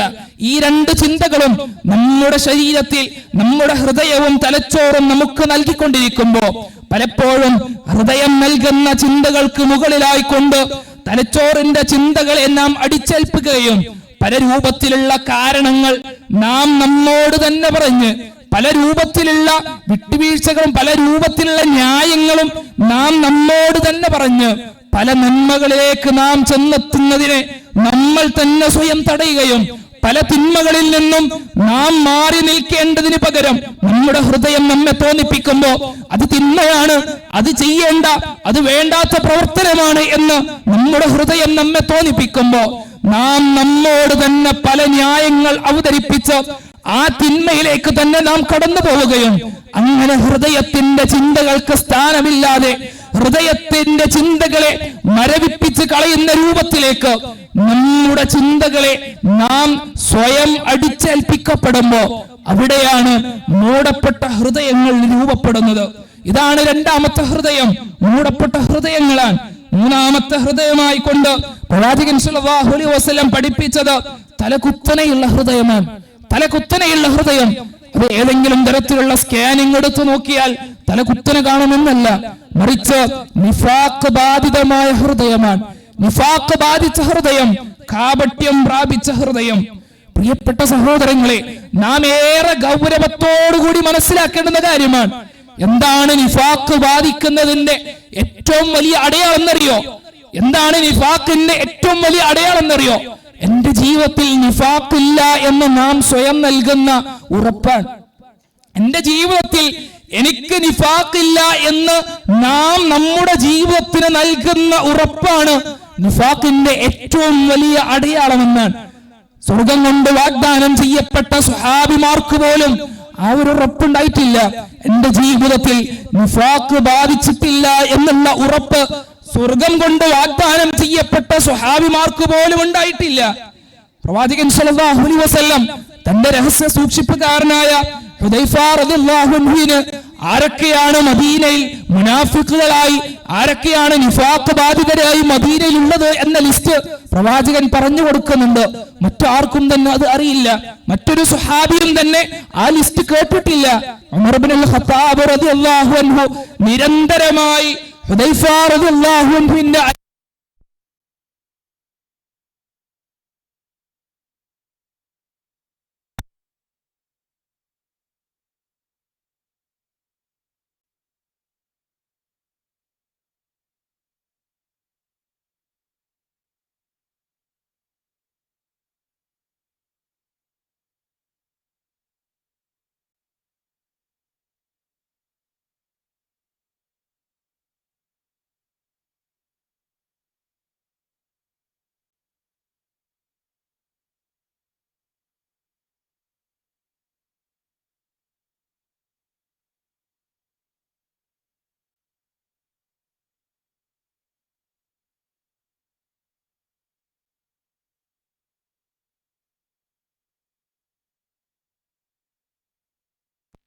ആ മാറ്റി നിർത്തപ്പെട്ട ആൾ ഈ ഉമർ ആയിരിക്കുമോ എന്ന് ഞാൻ ഭയപ്പെടുകയും ചെയ്യുന്നുണ്ട് എന്ന് പ്രവാചകൻ സല്ലല്ലാഹു അലൈഹി വസല്ലം പറയുമ്പോൾ എത്രയേറെ അവരുടെ ജീവിതത്തിൽ ആ നിഫാഖിനെ അവർ ഭയപ്പെട്ടിരുന്നു എന്നുള്ളത് നാം മനസ്സിലാക്കേണ്ടതുണ്ട്. പ്രിയപ്പെട്ട സഹോദരങ്ങളെ, അതുകൊണ്ട് നിഫാഖ് ബാധിതമായ ആ ഹൃദയത്തിൽ നിന്നും രക്ഷ ലഭിക്കാൻ അല്ലാഹു സുബ്ഹാനഹു വ തആലയോട് നാം പ്രാർത്ഥിക്കേണ്ടതുണ്ട്. അതാണ് മൂന്നാമത്തെ ഹൃദയം. നാലാമത്തെ ഹൃദയം എന്ന് പറയുന്നത് കനം കുറഞ്ഞ ഹൃദയമാണ്. നമ്മുടെ എല്ലാം ജീവിതത്തിൽ ഭൂരിഭാഗം ആളുകൾക്കും ഈ ഒരു ഹൃദയമാണ് ഉണ്ടായിരിക്കുക, കനം കുറഞ്ഞ ഹൃദയം. ആ ഹൃദയത്തിന് രണ്ട് ഭാഗങ്ങളുണ്ട്. അതിന്റെ ഒരു ഭാഗത്ത് മുറിവാണ്, വ്രണമാണ്, മറ്റൊരു ഭാഗത്ത് ഒരു ചെടിയാണ്. ജീവിതത്തിൽ പ്രവർത്തിക്കുന്ന, ജീവിതത്തിൽ ചിന്തിക്കുന്ന, ജീവിതത്തിൽ പ്രവർത്തിക്കുന്ന നന്മകൾക്കനുസൃതമായി, നല്ല പ്രവർത്തനങ്ങൾക്കനുസൃതമായി, നല്ല ചിന്തകൾക്കും നല്ല സ്വഭാവങ്ങൾക്കും നല്ല പെരുമാറ്റങ്ങൾക്കും അനുസൃതമായി ആ ചെടി അങ്ങനെ വളരും. ജീവിതത്തിൽ പ്രവർത്തിക്കുന്ന തിന്മകൾക്കനുസരിച്ച് ആ മുറിവും അങ്ങനെ വളരും. നന്മ കൂടിയാൽ ചെടി വളരുകയും മുറിവ് ഇങ്ങനെ ഉണങ്ങി വരികയും ചെയ്യും. ജീവിതത്തിൽ തിന്മയാണ് കൂടുന്നതെങ്കിൽ ആ മുറിവ് വലുതാവുകയും ചെടി ഉണങ്ങുകയും ചെയ്യും. അങ്ങനെ ജീവിതത്തിൽ നമ്മുടെ പ്രവർത്തനങ്ങൾക്കനുസരിച്ച് ഒരുപാട് നമസ്കരിക്കുന്നുണ്ടാകും, ഒരുപാട് നോമ്പ് അനുഷ്ഠിക്കുന്നുണ്ടാകും, ഒരുപാട് നല്ല പ്രവർത്തനങ്ങളിൽ ഏർപ്പെടുന്നുണ്ടാകും. എന്നാൽ ആരാരും കാണാത്ത രഹസ്യ ജീവിതത്തിൽ പല തിന്മകളിലേക്കും കടന്നു ചെല്ലുന്നുണ്ടെങ്കിൽ പ്രിയപ്പെട്ട സഹോദരങ്ങളെ, ചെടി വളരുന്നതോടൊപ്പം നമ്മുടെ ഹൃദയത്തിലെ മുറിവും അവിടെ വളരുകയാണ്. എപ്പോഴാണ് ആ മുറിവിനെ പൂർണ്ണമായി നമുക്കുണക്കി ആ മരത്തെ, ചെടിയെ വളർത്തി വലുതാക്കി വലിയ മരമാക്കുവാൻ സാധ്യമാകുന്നത്? ആ ഒരു സമയത്ത് ആദ്യമായി സൂചിപ്പിച്ച സുഹൃതം ലഭിക്കുന്ന പരിശുദ്ധമായ ഹൃദയമായി നമ്മുടെ ഹൃദയം മാറപ്പെടും. എന്നാൽ ആ മുറിവ് വലുതായി, മുറിവുണങ്ങാതെ മുറിവ് വലുതായി, ജീവിതത്തിലെ തിന്മകൾ അധികരിച്ചുകൊണ്ട് നന്മകൾ കുറഞ്ഞ് ചെടി ഉണങ്ങി ആ മുറിവ് വലുതായി ഹൃദയത്തെ മുഴുവൻ ബാധിക്കുകയാണെങ്കിൽ, രണ്ടാമതായി സൂചിപ്പിച്ച മൂടപ്പെട്ട ഹൃദയത്തിലേക്കും നമ്മുടെ ഹൃദയം മാറും. ഇതാണ് നാലാമത്തെ ഹൃദയം. പ്രിയപ്പെട്ട സഹോദരങ്ങളെ, നാം ഒരുപാട് കാര്യങ്ങൾ ഉൾക്കൊള്ളേണ്ടതുണ്ട്. പലപ്പോഴും നമ്മുടെ ജീവിതത്തിൽ പല മുൻധാരണകളുമായി, പല പ്രവർത്തനങ്ങളും, പല വചനങ്ങളും, പല സംസാരങ്ങളുമായി ഒരുപാട് മനുഷ്യരുടെ ജീവിതം നമ്മൾ നഷ്ടപ്പെടുത്തുന്നുണ്ട്. ഒരുപാട് സഹോദരങ്ങളുടെ ജീവിതം നമ്മൾ നഷ്ടപ്പെടുത്തുന്നുണ്ട്. പള്ളിയുടെ തൊട്ടടുത്ത് വീടുള്ള ഒരു സഹോദരന്റെ ഒരു ചരിത്രം കേൾക്കാൻ ഇടയായിട്ടുണ്ട്. ഒരു മനുഷ്യൻ, അയാളുടെ വീടിന്റെ തൊട്ടടുത്ത് തന്നെയാണ് പള്ളി, എന്നാൽ അയാൾ പള്ളിയിലേക്ക് നമസ്കാരത്തിന് വരൂല. അങ്ങനെ ഒരു ചെറുപ്പക്കാരൻ ഈ ആളുടെ വീട്ടിൽ വന്ന് ചോദിക്കുന്നുണ്ട്, നിങ്ങൾക്ക് എന്തെങ്കിലും പ്രയാസമുണ്ടോ? പള്ളിയുടെ തൊട്ടടുത്താണല്ലോ വീട്, ജമാഅത്തിന് പള്ളിയിലേക്ക് കാണുന്നില്ല, എന്തെങ്കിലും പ്രയാസമുണ്ടോ എന്ന് അന്വേഷിക്കാൻ ആ മനുഷ്യൻ, ആ ചെറുപ്പക്കാരൻ ഇയാളുടെ അരികിൽ വരുമ്പോ അയാൾ പറയുന്നത്, എനിക്കൊരു പഴയ കാലമുണ്ട്, ഞാനൊരു കള്ളുകുടിയനായിരുന്നു, ഞാനൊരു മദ്യപാനിയായിരുന്നു, പല വേണ്ടാത്ത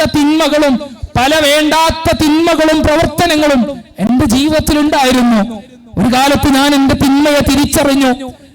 എന്റെ തിന്മകളിൽ നിന്ന് മോചനം ലഭിക്കാൻ ഞാൻ ആഗ്രഹിച്ചു. ഞാൻ ഉപയോഗിച്ചിരുന്ന ലഹരി വസ്തുക്കളും മദ്യവുമെല്ലാം ഉപേക്ഷിക്കുവാൻ ഞാൻ തയ്യാറായി. നന്മയുടെ വഴിയിലേക്ക്, നല്ല വഴിയിലേക്ക് കടന്നു വരാൻ ഞാൻ തയ്യാറായി. അങ്ങനെ ഞാൻ പള്ളിയിലേക്ക് നമസ്കരിക്കാൻ വേണ്ടി കടന്നു വരുമ്പോ ഞാൻ കാണുന്നത്, എന്നെ നോക്കി പിറുപിറുത്തുകൊണ്ട് സംസാരിക്കുന്ന ഈ മോശപ്പെട്ടവനെ, ഈ ദുഷിച്ചവനെ ഈ പള്ളിയിലേക്ക് കയറ്റേണ്ടതുണ്ടോ എന്ന രൂപത്തിലുള്ള നോട്ടവും അവരുടെ പിറുപിറുത്തുകൊണ്ടുള്ള സംസാരവുമാണ് എനിക്ക് കാണുവാൻ സാധ്യമായത്. ഞാൻ പിന്നീട് പള്ളിയിലേക്ക് കയറിയിട്ടില്ല. ഞാൻ എന്റെ തിന്മകളിലേക്ക് വീണ്ടും അകപ്പെട്ടു പോവുകയാണ്. ഞാൻ നശിച്ചവനാണ്, നശിച്ചങ്ങ് പോയിക്കൊള്ളട്ടെ എന്ന് ആ മനുഷ്യൻ അവിടെ പറയണമെങ്കിൽ, പ്രിയപ്പെട്ട സഹോദരങ്ങളെ, നമ്മുടെ നാട് ഇന്ന് അനുഭവിച്ചുകൊണ്ടിരിക്കുന്ന പ്രയാസങ്ങൾ എന്തൊക്കെയാണ് എന്ന് നമുക്കറിയാം. ലഹരികൾക്ക് അടിമപ്പെട്ടുകൊണ്ട് ജീവിക്കുന്ന ഒരു തലമുറയും മാതാപിതാക്കളെ പോലും തിരിച്ചറിയുവാൻ സാധ്യമാകാതെ കൊലപാതകം വെറും ഒരു സാധാരണ സംഭവം മാത്രമായി കൊണ്ട് മാറ്റപ്പെടുകയും അത്തരത്തിൽ എല്ലാ മോശമായ പ്രവർത്തനങ്ങളും നടമാടിക്കൊണ്ടിരിക്കുന്ന രൂപത്തിലേക്ക് നമ്മുടെ നാടുകൾ ഇന്ന് മാറപ്പെട്ടിട്ടുണ്ട്. പ്രിയപ്പെട്ട സഹോദരങ്ങളെ, എന്തായിരുന്നു ജാഹിലിയത്തിന്റെ അവസ്ഥ? എന്തായിരുന്നു ജാഹിലിയ കാലഘട്ടത്തിന്റെ അവസ്ഥ? മദ്യത്തിനും എല്ലാവിധ തിന്മകൾക്കും എല്ലാവിധ അരാജകത്വങ്ങൾക്കും അടിമപ്പെട്ടുകൊണ്ട് മദ്യവും പെണ്ണും ഭൂമിയും ജീവിത ലക്ഷ്യമായി ജീവിക്കുന്ന, തന്റെ മുന്നിലേക്ക് കടന്നു വരുന്ന ഒരു മനുഷ്യരെ യാതൊരു കാരണവുമില്ലാതെ വധിച്ചു കളയുന്ന, ഒരു ഒട്ടകത്തിന്റെ കയറിന് വേണ്ടി വർഷങ്ങളോളം യുദ്ധം ചെയ്യുന്ന, താൻ മരണപ്പെട്ടു കഴിഞ്ഞാൽ മുന്തിയുടെ വള്ളിയുടെ ചുവട്ടിലെ എന്നെ മറമാടാൻ പാടുള്ളൂ എന്ന് വസിയത്ത് എഴുതി വെച്ചിരുന്ന അത്തരത്തിലുള്ള ഒരു സമുദായത്തെ പ്രവാചകൻ സ്വല്ലല്ലാഹു അലൈഹി വസല്ലം മാറ്റിമറിക്കുന്നുണ്ട്. ആരായിരുന്നു? ഉമർ ഇബ്നുൽ ഖത്താബ് റളിയല്ലാഹു അൻഹു.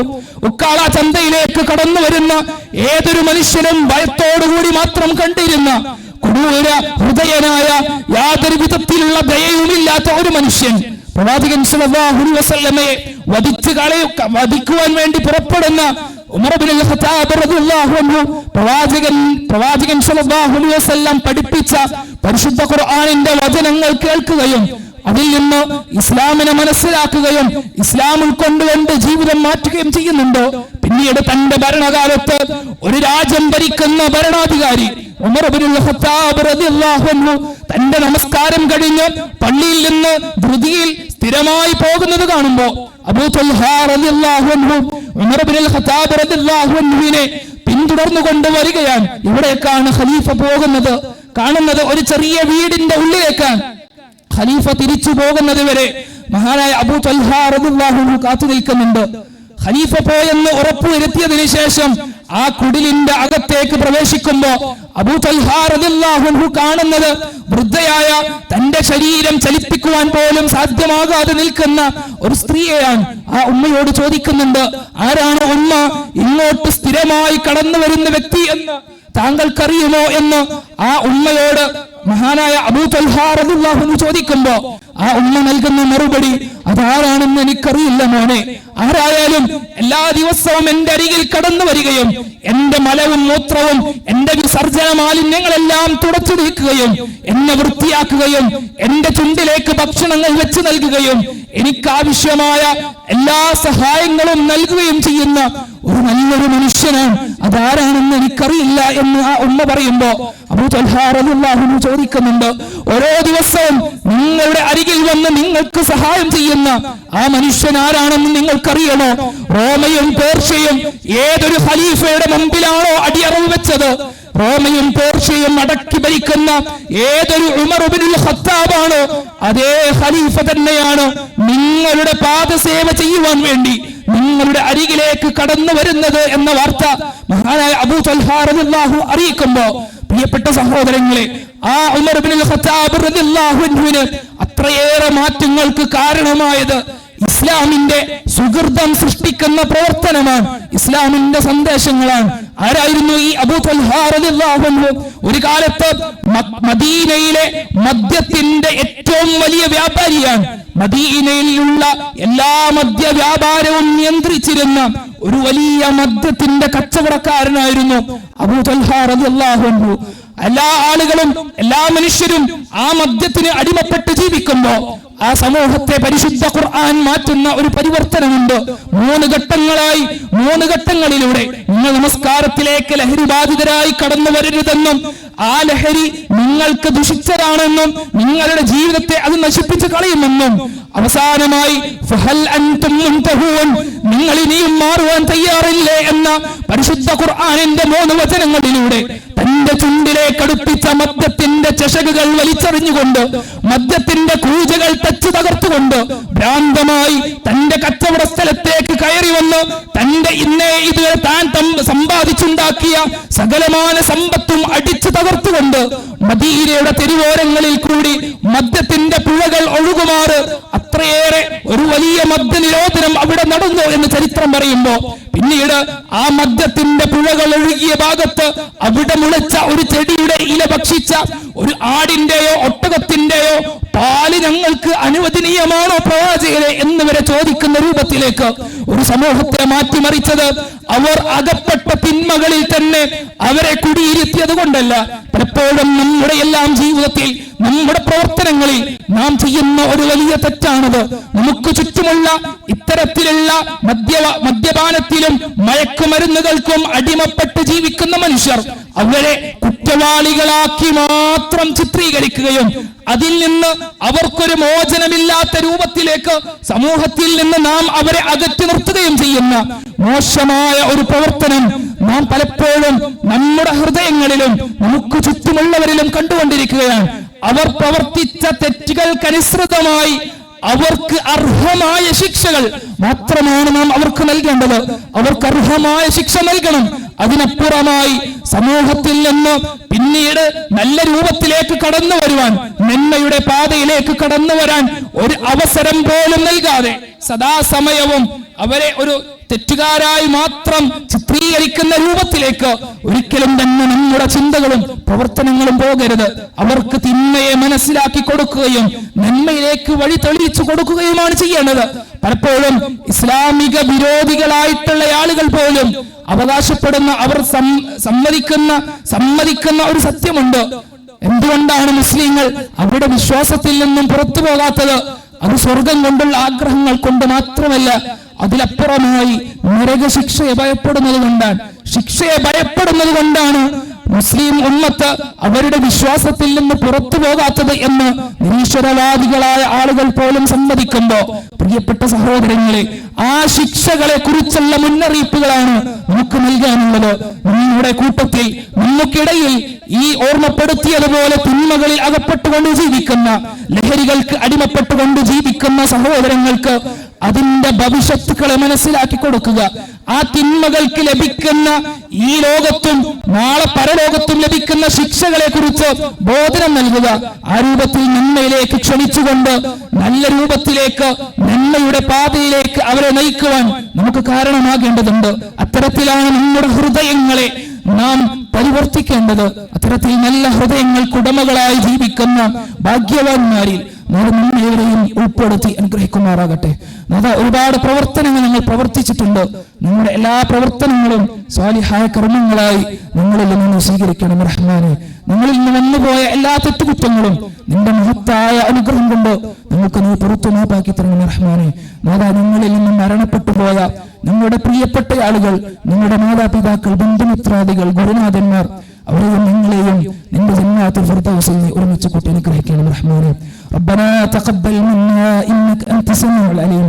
ربنا تقبل منا إنك أنت السميع العليم وتب علينا إنك أنت التواب الرحيم. السلام عليكم ورحمة الله وبركاته. ഹൃദയങ്ങളെ ഏറെ വ്യാഖ്യാനം നൽകിയ നമ്മുടെ നാട്ടിലെ യുവ പ്രാസംഗികനും അൻസാർ അറബി കോളേജിൽ നിന്ന് ബിരുദം നേടിയ മുഹമ്മദ് അലി വളവന്നൂർ ഒരു നീണ്ട പ്രഭാഷണം വളരെ അർത്ഥവത്തായിരുന്നു. അദ്ദേഹത്തിന് ക്ലാസിക്കിൻ്റെ ഈ കൃതജ്ഞത ഈ സമയം അറിയിക്കുന്നു. 4ാമത് ക്ലാസിക് സാംസ്കാരിക നിലയം സ്നേഹസംഗമവും ഇഫ്താർ വിരുന്നുമാണ്. ഈ സ്നേഹസംഗമത്തിൽ ഇതിൻ്റെ ഔപചാരികമായ ഉദ്ഘാടനം നിർവഹിക്കുന്നത് നമുക്കേവർക്കും സുപരിചിതനായ നമ്മുടെ നാട്ടുകാരനായ തിരൂർ മണ്ഡലം MLA കുറുക്കോളി മൊയ്തീൻ സാഹിബ് സ്ഥലത്തെത്തിയിട്ടുണ്ട്. അദ്ദേഹത്തെ ഈ പരിപാടി ഔപചാരികമായി ഉദ്ഘാടനം ചെയ്യാൻ വേണ്ടി ഏറെ ബഹുമാനപൂർവ്വം സ്വാഗതം ചെയ്യുന്നു. അസ്സലാമു അലൈക്കും വറഹ്മത്തുള്ളാഹി വബറകാതുഹു. ബിസ്മില്ലാഹിർ റഹ്മാനിർ റഹീം. അൽഹംദുലില്ലാഹി റബ്ബിൽ ആലമീൻ വസ്സലാത്തു വസ്സലാമു അലാ സയ്യിദിനാ മുഹമ്മദിൻ വഅലാ ആലിഹി വസഹ്ബിഹി വസല്ലം. ഏറ്റവും പ്രിയങ്കരനായ ഈ ക്ലാസിക് സാംസ്കാരിക നിലയം സംഘടിപ്പിക്കുന്ന ഈ ഇഫ്താർ മീറ്റിൻ്റെ ഈ ഉദ്ഘാടന ചടങ്ങ് നിയന്ത്രിക്കുന്ന പ്രിയങ്കരനായ സുഹൃത്ത് അബ്ദുൽ അസീസ്, ഇവിടെ ഇതിനകം സംസാരിച്ച പ്രിയങ്കരനായ സുഹൃത്ത് മുഹമ്മദ് അലി അൻസാരി, പ്രിയങ്കരനായ കുഞ്ഞു മുഹമ്മദ് മയ്യേരി, പ്രിയപ്പെട്ട ഗ്രാമപഞ്ചായത്തിൻ്റെ വൈസ് പ്രസിഡന്റ് കൂടിയായിട്ടുള്ള നമ്മുടെ പ്രിയപ്പെട്ട ബഷീർ അടിയാട്ടിൽ, പ്രിയപ്പെട്ട ബാവ ഉൾപ്പെടെയുള്ള പ്രിയങ്കരായ എൻ്റെ ജ്യേഷ്ഠാഞ്ചന്മാരെ, സദസ്സിലുള്ള എൻ്റെ ഗുരുനാഥൻ മയ്യേരി അഹമ്മദ് മാഷ് ഉൾപ്പെടെയുള്ള സഹോദരി സഹോദരങ്ങൾ, കൂട്ടുകാർ, ഞാൻ ദീർഘമായി സംസാരിക്കാൻ ആഗ്രഹിക്കുന്നില്ല. എൻ്റെ വരവ് മുഹമ്മദ് അലിയുടെ സംസാരം പെട്ടെന്ന് നിർത്താൻ കാരണമായോ എന്ന് ഞാൻ ഭയപ്പെടുന്നുണ്ട്. എങ്കിലും ഞാൻ നീട്ടി സംസാരിക്കാൻ ആഗ്രഹിക്കുന്നുമില്ല. ഇങ്ങനെ വീണ്ടും ഒരിക്കൽ കൂടി നമുക്ക് ഒത്തുകൂടാൻ നമ്മുടെ ഈ സാംസ്കാരിക വേദിയുടെ ആഭിമുഖ്യത്തിൽ ഒരിടം ഉണ്ടായിരിക്കുകയാണ്. ഞാൻ ഇതിൻ്റെ പ്രവർത്തകന്മാരെല്ലാവരെയും അഭിനന്ദിക്കാൻ ഞാൻ ആഗ്രഹിക്കുന്നു. ഇപ്പോൾ ഇഫ്താർ മീറ്റ് എന്നൊക്കെ പറഞ്ഞ് ഒരു ഫാഷനായി എല്ലാവരും ഇങ്ങനെ നടത്തുന്ന ഒരു കാലമാണ്. അതൊരു വാർത്തയാക്കാൻ, അതിൻ്റെ പേരിൽ ചില പ്രചരണങ്ങൾ നടത്താനൊക്കെയുള്ള ഒരു സാഹചര്യം സന്ദർഭവുമാക്കി മാറ്റിക്കൊണ്ടിരിക്കുന്ന ഒരു സന്ദർഭമുണ്ട്. അപ്പോൾ ഇതിനൊക്കെ മാറ്റി നമ്മുടെ ഒരു ഏകീകരണത്തിന് എല്ലാവരെയും ഒന്നിച്ചു നിർത്താനും ഈ കാലത്തിൻ്റെ നമ്മൾ സമൂഹം അറിയേണ്ട, തിരിച്ചറിയേണ്ട ചില വിഷയങ്ങളെക്കുറിച്ച് സമൂഹത്തെ ബോധ്യപ്പെടുത്തുവാനുമൊക്കെ ഇത്തരത്തിലെ അവസരങ്ങളെ ഉപയോഗപ്പെടുത്തുന്നത് നല്ലതാണ് എന്ന് എല്ലാവർക്കും അഭിപ്രായമുണ്ടാകും. ഞാൻ അതിനോട് യോജിക്കുകയാണ്. ആ രീതിയിലേക്ക് നമ്മൾ ഈ സാംസ്കാരിക ഒത്തുകൂടലുകളെ മാറ്റേണ്ടതുണ്ട് എന്നുകൂടി സൂചിപ്പിക്കാൻ ഞാൻ ആഗ്രഹിക്കുന്നു.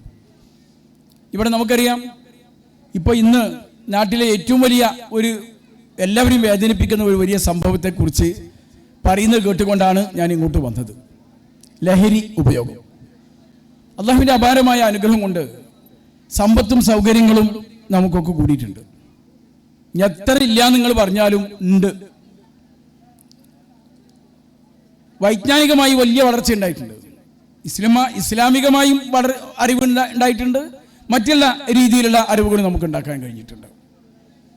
ഇന്ന് ഓരോ വീട്ടിൽ ചെന്നാൽ തന്നെ 4ഉം 5ഉം ബിരുദവും ബിരുദാനന്തര ബിരുദവും ഒക്കെയുള്ള ആളുകൾ നമുക്ക് കാണാൻ സാധിക്കും, പെൺകുട്ടികളടക്കം. പഴയകാലത്ത് 10ാം ക്ലാസ് വരെ തന്നെ കാണാൻ പ്രയാസമായിരുന്നു. സമ്പത്തും സൗകര്യങ്ങളും കൂടിയിട്ടുണ്ട് ഇതുപോലെ. എന്നാൽ എന്തുകൊണ്ട് സാംസ്കാരിക രംഗത്ത് ഈ വളർച്ച നമ്മൾ കാണുന്നില്ല? പഴയ കാലത്ത് ഉണ്ടായിരുന്നതിനേക്കാൾ അനിഷ്ടകരങ്ങളായ സംഭവങ്ങൾ ഈ ബുദ്ധിയും വിചാരമുള്ള, അറിവുള്ള, ബിരുദമുള്ള മക്കൾ നിറഞ്ഞ കാലഘട്ടത്തിൽ നടക്കുകയാണ്. ഇന്നലെ ഒരു വിദ്യാലയത്തിൽ, ഒരു സാങ്കേതിക വിദ്യാഭ്യാസ സ്ഥാപനത്തിൽ കുട്ടികളെ കയ്യിൽ നിന്ന് കഞ്ചാവ് പിടിച്ച സന്ദർഭം ഉണ്ടായി. കുട്ടികൾ തമ്മിൽ തല്ലി താമരശ്ശേരി ഒരാളെ കൊന്ന സന്ദർഭം ഉണ്ടായി. ഓരോ വീടുകളിൽ പോയി പാത്രം കഴുകിയും മുറ്റമടിച്ചും ജീവിച്ചിരുന്ന ഒരു സഹോദരി അങ്ങനെ കിട്ടുന്ന പണം ഉപയോഗിച്ച് മോനെ വലുതാക്കി കൊണ്ടുവന്ന് പഠിപ്പിച്ചു. ആ മോൻ ആ അമ്മാനെ കൊന്നു. എന്നിട്ട് പോലീസിനോട് മൊഴി കൊടുത്തപ്പോൾ പറഞ്ഞത്, എന്നെ ഗർഭം ധരിച്ചതിന് കൊടുത്ത ശിക്ഷയാണ് ഞാനെന്ന് ആ മകൻ പറയണം. ഇങ്ങനെയുള്ള വാർത്തകളൊക്കെ വായിക്കേണ്ടി വരുന്ന ഒരു കാലഘട്ടത്തിലാണ്, ദൗർഭാഗ്യകരമായ ഒരു കാലഘട്ടത്തിലാണ് നാം ഉള്ളത്.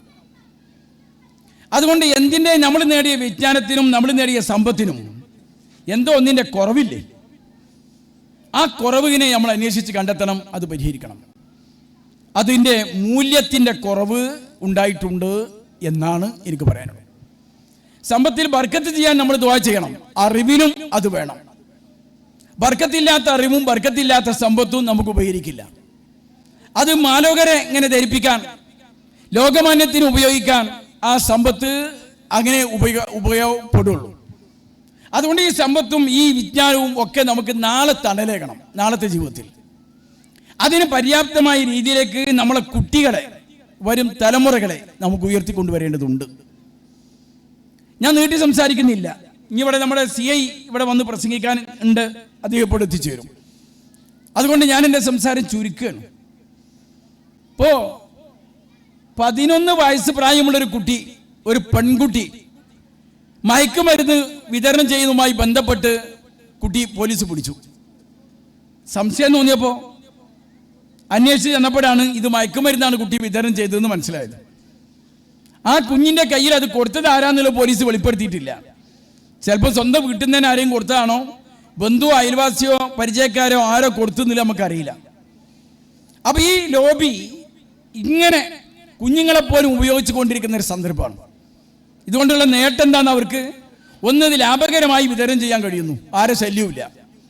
രണ്ടാമതൊന്ന്, കുട്ടികളെ തന്നെ ഇതിലേക്ക് അടിമകളാക്കിയെടുത്താൽ ഇതിന് നാളത്തെ ഉപയോഗം കൂടും. കുട്ടികളുണ്ടായാൽ, കുട്ടികൾ ഇതിന് അടിമപ്പെട്ടാൽ നമ്മളെ മക്കളെ പോവുക. ഒരു വിദ്വാൻ 23കാരൻ, ഞാൻ ആ വീട്ടിൽ പോയി, വെഞ്ഞാറമൂട് തിരുവനന്തപുരത്ത്. ഓൻ 6 ആളെ കൊന്നു ഓൻ്റെ കണക്കിൽ. പക്ഷെ ഉമ്മ മരിച്ചിട്ടില്ല. പക്ഷെ ഉമ്മ മരിച്ചു എന്നാ ഓൻ്റെ കണക്ക്. എന്നിട്ട് ഓൻ പോലീസിനോട് കൊടുത്തു, 2 ആളും കൂടി എൻ്റെ പരിപാടി ഉണ്ടായിരുന്നു, 2 ആളും കൂടി രക്ഷപ്പെട്ടിരുന്നു, 8 ആളെ കൊല്ലാൻ. ഞാൻ ആ വീട്ടിൽ പോയി. അപ്പോൾ വീട് അടഞ്ഞു കിടക്കുക. ഓൻ പോലീസ് കസ്റ്റഡിയിലാണ്, ഉമ്മ ആശുപത്രിയിലുമാണ്, ബാപ്പ ഗൾഫിലുമാണ്. പിന്നെ ജീവനുണ്ടായിരുന്ന ആളുകളൊക്കെ ഓൻ കൊന്നിട്ടുമുണ്ട്. 3 ആളെ ഓൻ കൊന്നും ചെയ്തു. അതുകൊണ്ട് വീട് അടഞ്ഞു കിടക്കുക. അപ്പോൾ പുറത്ത് വന്നപ്പോൾ പറഞ്ഞു, ആ പെൺകുട്ടീൻ്റെ വീട് ഇവിടെ തന്നെയാണ്, ഓൻ്റെ കാമുകീൻ്റെ വീട് ഇവിടെ തന്നെയാണ് തോന്നുന്നു. അപ്പോൾ എല്ലാവർക്കും പറയുമ്പോൾ ഞാൻ ഇനിയിപ്പോൾ അവിടെ പോയെങ്കിൽ മോശമല്ല എന്ന് ഞാൻ അവിടെ പോയി. അപ്പോൾ ബാപ്പ അങ്ങനെ കൊലായ്മ ഇങ്ങനെ മുറ്റത്ത് കാലു തൂക്കിയിട്ടിരിക്കുന്നുണ്ട്. ചുറ്റുപാടും ആളുകൾ, അയൽവാസികളൊക്കെ കൂടിയിട്ടുണ്ട്, മുറ്റത്തും കൊലായിലൊക്കെ. ഞാൻ സലാം ചൊല്ലി കൈ കൊടുത്തപ്പോൾ കൈ ഇങ്ങനെ വർക്കുണ്ടായിരുന്നു, ഇങ്ങനെ വർക്കാണ്. സംസാരം അയാൾക്ക് ശരിയാവുന്നില്ല. അയൽവാസിയാണ് കാര്യങ്ങളൊക്കെ പറഞ്ഞത്. ഞാൻ ഈ മോളി മോനും കൂടി കല്യാണം നിശ്ചയിച്ചിട്ടുണ്ടോ എന്ന് ചോദിച്ചു. കല്യാണം നിശ്ചയിച്ചിട്ടില്ല, ഒരു ലോകത്തിലാന്ന് പറഞ്ഞു. പിന്നെ ഇങ്ങനെ സംസാരം മധ്യ പറഞ്ഞു, ആ പെണ്ണും ലഹരി ഉപയോഗിച്ചിരുന്നു എന്ന് സംശയമുണ്ട് എന്ന്. നിങ്ങൾ ആലോചിച്ച് നോക്കൂ. ആ പെണ്ണ് അവിടെ ട്യൂഷൻ എടുക്കാൻ പോകുന്നതാണ്, കുട്ടികളെ പഠിപ്പിക്കുന്ന ഒരു അധ്യാപികയാണ്. പെണ്ണും ഇത് ഉപയോഗിച്ചിട്ടുണ്ട്, ആണും ഇത് ഉപയോഗിച്ചിട്ടുണ്ട് എന്നാണ് പരിസരത്തുള്ള ആളുകൾ പറഞ്ഞത്. സാധ്യത ഉണ്ട് എന്ന്. അപ്പം ഇത്രമാത്രം ഇത് നമ്മളെ ഇടയിൽ ഇത് വർദ്ധിച്ചു കഴിഞ്ഞിട്ടുണ്ട്. അപ്പം നമ്മളെ മക്കളൊക്കെ ഒന്ന് ശ്രദ്ധിക്കുക. മക്കളൊക്കെ ശ്രദ്ധിക്കുക. നമ്മൾ ഓളക്ക് ഒരു റൂമുണ്ട് ഒഴിഞ്ഞു കൊടുത്തിക്കണെന്ന് എഴുതിയിട്ട് നിങ്ങൾ മാറി നിൽക്കണ്ട. ഓളെ റൂമും, മോൻ്റെ റൂമും, ഓൻ്റെ ബാഗും, ഓൻ്റെ മേശയും, ഓൻ്റെ അലമാരൊക്കെ തപ്പാനുള്ള അധികാരം നിങ്ങൾക്ക് നിലനിൽക്കണം എല്ലാ കാലത്തും. ഉമ്മയും ബാപ്പയും ഇങ്ങോട്ട് വരണ്ടാന്ന് പറഞ്ഞ മോനും മോളും ഉണ്ടെങ്കിൽ ഓളങ്ങൾക്ക് വേണ്ടാന്ന് പറയാം ഏറ്റവും നല്ലത്. അതുകൊണ്ട് നമ്മൾ അതൊക്കെ ശ്രദ്ധിക്കുക. കുട്ടികളെ സാഗൂതം ശ്രദ്ധിച്ചുകൊണ്ട് വളർത്തുക. അതേ നമുക്ക് ചെയ്യാനുള്ളൂ. ബാക്കി അള്ളാഹ് കാക്കട്ടെ, അള്ളാഹ്ക്ക് തവക്കലാക്കാം. ഭയങ്കര ഭയപ്പെടേണ്ട ഒരു സന്ദർഭമാണ്. നമ്മളെ വല വീശാനും ബൗദ്ധികമായി നമ്മളെ തകർക്കാനും ബുദ്ധിയില്ലാത്ത അർദ്ധ ബുദ്ധിയോടുകൂടി ബുദ്ധി മരവിപ്പിച്ച ഒരു സമൂഹം ഉണ്ടാകൽ ചില ആളുകൾക്ക് ആവശ്യം അവിടെ. ആർക്കെന്ന് ഞാൻ പറയുന്നില്ല. അതുകൊണ്ട് അതിനെ അടിമപ്പെട്ട് കൊടുക്കാൻ നമ്മളെ കുട്ടികളൊന്നും ഇരാക്കണ്ട. അതുകൊണ്ട് കുട്ടികളെ 1ാം ക്ലാസ് കൊണ്ടുപോയി ചേർക്കുമ്പോൾ മാത്രമല്ല, ഓൻ ബിരുദവും ബിരുദാനന്തര ബിരുദവും ജോലിക്ക് പോകാൻ തുടങ്ങിയാലും ഓൻ്റെ റൂമിൽ കയറി ചെല്ലാൻ ബാപ്പാക്കും മാക്കും സ്വാതന്ത്ര്യം നിലനിൽക്കണം. ഓനിങ്ങനെ എത്ര മണിക്കിൻ്റെ മോള് റൂമിൽ കയറി കുറ്റിയിടും, പിന്നാട് കിടക്കാൻ പാടില്ല. അത് തുട്ടൂരാണ് മോള്. അതിനൊന്നും സമ്മതിച്ചു കൊടുക്കണ്ട. പരിശുദ്ധ പ്രവാചകന്റെ തിരുവചനത്തിന്റെ താല്പര്യം നോക്കിയാൽ കാണാൻ സാധിക്കും, ഒരാൾ തനിച്ച് ഒരു റൂമിൽ അകത്തുനിന്ന് പൂട്ടി കിടന്നുറങ്ങാൻ പാടില്ല. പ്രവാചകൻ അരുളിയതാണ്. അത് നിങ്ങളാണെങ്കിലും ഞങ്ങളാണെങ്കിലൊക്കെ ഭാര്യയും ഭർത്താവും കുട്ടികളും മക്കളും കൂട്ടത്തിൽ കിടക്കുകയാണെങ്കിൽ തരക്കടില്ല. ഒറ്റക്ക് ഒരു റൂം, അതാണെങ്കിലും പെണ്ണാണെങ്കിലും ശ്രദ്ധിച്ചോളി. അതുകൊണ്ട് മോൾക്കും മോനിക്കും അങ്ങനെ അവകാശം കൊടുക്കണ്ട.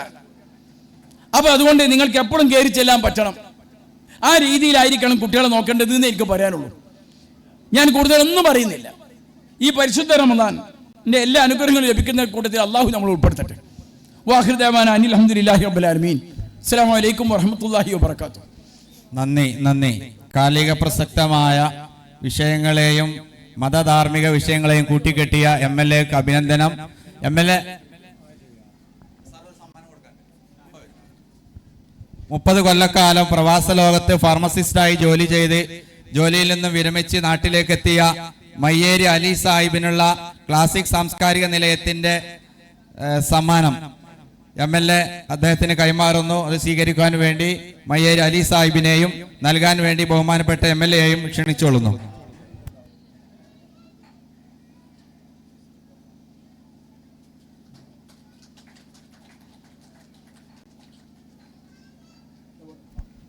നന്ദി, രണ്ടുപേർക്കും നന്ദി.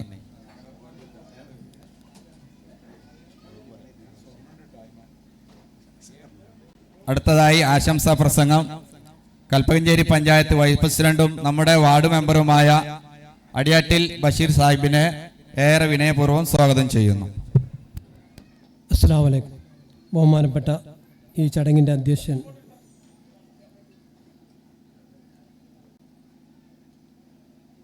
അസീസ് സാഹിബ്, ഉദ്ഘാടനം നിർവഹിച്ച നമ്മുടെ MLA, വേദിയിലിരിക്കുന്ന നെയ്യേരി കുഞ്ഞോമ സാഹിബ് അടക്കമുള്ള ബാക്കാക്കടക്കമുള്ള പൗര പ്രമുഖരെ, നാട്ടുകാരെ, സഹപ്രവർത്തകർ, ക്ലാസിക് സാംസ്കാരിക നിലയം ഏറ്റവും നല്ല പ്രവർത്തനത്തിന് മാതൃകയായി നമ്മുടെ പ്രദേശത്ത് പ്രവർത്തിച്ചു കൊണ്ടിരിക്കുകയാണ്. നന്മ നിറഞ്ഞ പ്രവർത്തനങ്ങൾക്ക് മാത്രം ഊന്നൽ നൽകിക്കൊണ്ടാണ് ക്ലാസിക് പ്രവർത്തിക്കുന്നത്. സാംസ്കാരിക മത പ്രവർത്തനങ്ങളിലൊക്കെ തന്നെ എന്നും മുന്നിട്ട് നിൽക്കുകയും ജീവകാരുണ്യ പ്രവർത്തനങ്ങൾക്ക് മുൻതൂക്കം നൽകുകയും ചെയ്യുന്ന ഒരു സംഘടനയാണ് ക്ലാസിക്. ഇതിൻ്റെ തുടക്കത്തിൽ നമ്മുടെ സഹോദരൻ ഫൈസൽ സാഹിബ് ഇതിന് നേതൃത്വം കൊടുത്തിരുന്നു. അള്ളാഹു അദ്ദേഹത്തിന് മാഫിറത്തും മറാമത്തും നൽകി അനുഗ്രഹിക്കുമാറാട്ടെ. കൂടുതലൊന്നും സംസാരിക്കുന്നില്ല. എല്ലാവിധ ആശംസകളും നന്മകളും നേർന്നുകൊണ്ട് നിർത്തുന്നു. അസ്സലാമു അലൈക്കും. നന്ദി. നമ്മുടെ വാർഡ് മെമ്പർ അടിയാട്ടിൽ ബഷീർ സാഹിബിന് ഈ ക്ലാസിക്കിനൊപ്പം എന്നും സഞ്ചരിക്കുന്ന അദ്ദേഹത്തിന് ഈ സംഘടനയുടെ കൃതജ്ഞത അറിയിക്കുന്നു. അടുത്തതായി ആശംസാ പ്രസംഗം നടത്തുന്നത് മയ്യേരി കുഞ്ഞു മുഹമ്മദ് സാഹിബ്. അദ്ദേഹത്തെ ആദരപൂർവ്വം ക്ഷണിക്കുന്നു.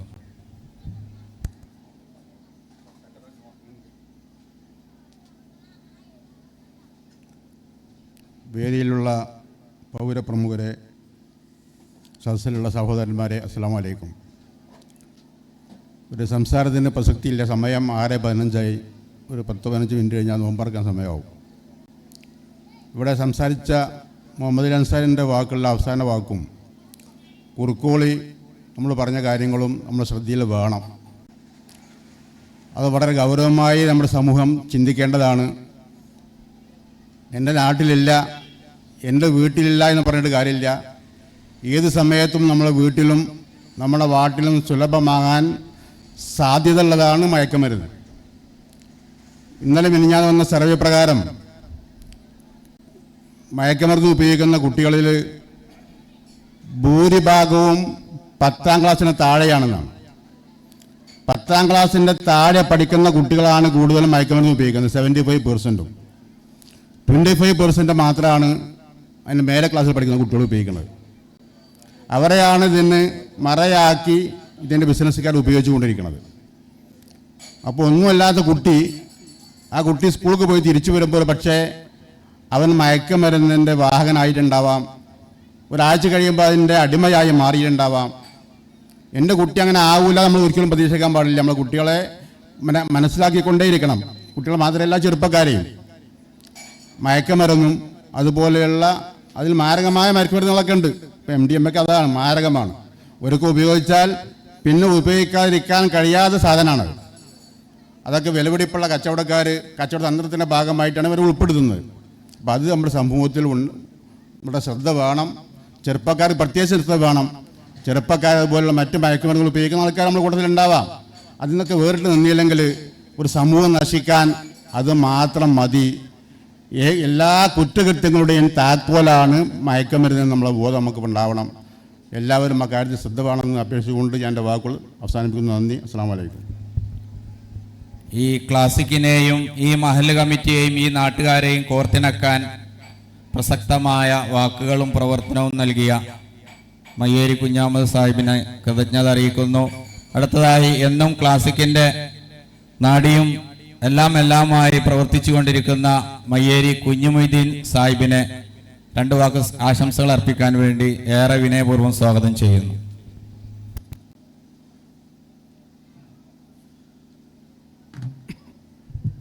വേദിയിലും സദസ്സിലുമുള്ള പ്രിയപ്പെട്ടവരെ, അസ്സലാമു അലൈക്കും. ഈ ക്ലാസിക് സാംസ്കാരിക വേദി ഈ നമ്മുടെ ആ ഫൈസൽ കാണിത്തന്ന ആ പാതയിൽ നിന്നും നമ്മൾ ഒരിക്കലും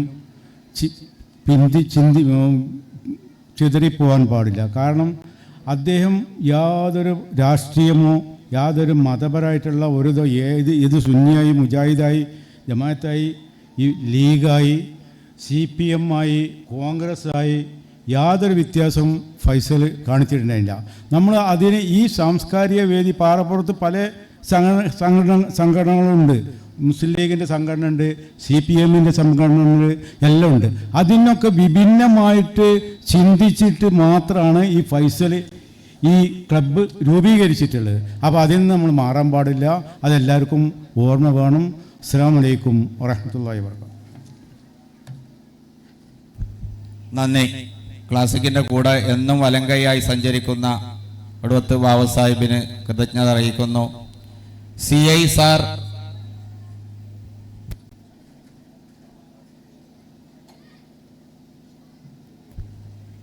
സാർ വരുമെന്നാണ് ഇപ്പോഴും നമ്മൾ പ്രതീക്ഷിക്കുന്നത്. ഏതായിരുന്നാലും 2 വാക്ക് ആശംസിക്കുവാൻ വേണ്ടി മയ്യേരി അഹമ്മദ് മാഷ് ഏറെ വിനയപൂർവ്വം സ്വാഗതം ചെയ്യുന്നു.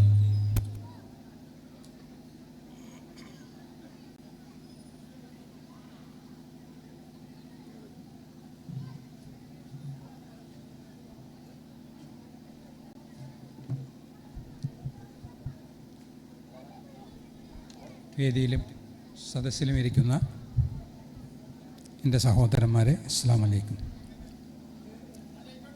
ക്ലാസിക് സാംസ്കാരിക നിലയം ഇവിടെ ഒരുക്കിയിരിക്കുന്ന സ്നേഹ സംഗമം വളരെ നല്ല രീതിയിൽ നടക്കുന്നുണ്ട്. ഇവിടെ സൂചിപ്പിച്ച പോലെ ഫൈസൽ പറവന്നൂരിൻ്റെ നേതൃത്വത്തിൽ നടന്നിരുന്ന ഈ ക്ലാസിക് സാംസ്കാരിക നിലയം ഇപ്പോഴും നല്ല രീതിയിൽ പ്രവർത്തിക്കാനും നമ്മുടെ ജീവകാരുണ്യ പ്രവർത്തനത്തിലും സാംസ്കാരിക വിദ്യാഭ്യാസ തലങ്ങളിൽ പ്രവർത്തിക്കാൻ അവർക്ക് കഴിയുന്നുണ്ട്. ഫൈസലിനെ ഈ തരുണത്തിൽ സ്മരിക്കുകയാണ്. അതുപോലെ തന്നെ അദ്ദേഹത്തിന് മാഫിറത്തും മർഹമത്തും നൽകട്ടെ എന്ന് പ്രാർത്ഥിക്കുന്നു. ഞാൻ കൂടുതലായി ഒന്നും സംസാരിക്കുന്നില്ല. നമ്മുടെ CI ഇവിടെ എത്തിയിട്ടുണ്ട്. അദ്ദേഹത്തിന് നമ്മളോട് സംസാരിക്കാനുണ്ടാവും. അതുകൊണ്ട് ഈ പരിപാടിക്ക് എല്ലാവിധ ആശംസകളും നേർന്നുകൊണ്ട് ഞാൻ നിർത്തുന്നു. അസ്സലാമു അലൈക്കും. നന്ദി ബാവമാഷ്. 4ാമത് ക്ലാസിക് സാംസ്കാരിക നിലയം സംഘടിപ്പിക്കുന്ന സ്നേഹസംഗമവും ഇഫ്താർ വിരുന്നുമാണ്. ഈ ചടങ്ങിലാണ് നമ്മൾ ഔദ്യോഗികമായ സ്നേഹസംഗമ ചടങ്ങ് ഇതാ അവസാനിക്കാൻ പോകുന്നു. നമ്മുടെ കൽപ്പകഞ്ചേരി പോലീസ് സ്റ്റേഷനിലെ CI സലീം സാർ സ്ഥലത്തെത്തിയിട്ടുണ്ട്. അദ്ദേഹത്തിൻ്റെ വിലയേറിയ വാക്കുകൾക്കായി നമ്മൾ കാതോർക്കുകയാണ്.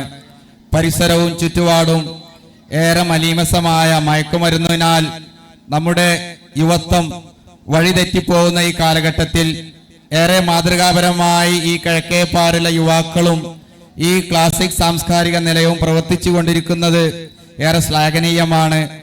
ഈ സമയത്ത് അദ്ദേഹത്തിൻ്റെ ഈ വാക്കുകൾ ഏറെ വിലപ്പെട്ടതാകുന്നു. അദ്ദേഹത്തിന് വേണ്ടി അതിനായി ഏറെ വിനയപൂർവ്വം സ്വാഗതം ചെയ്യുന്നു. സർ.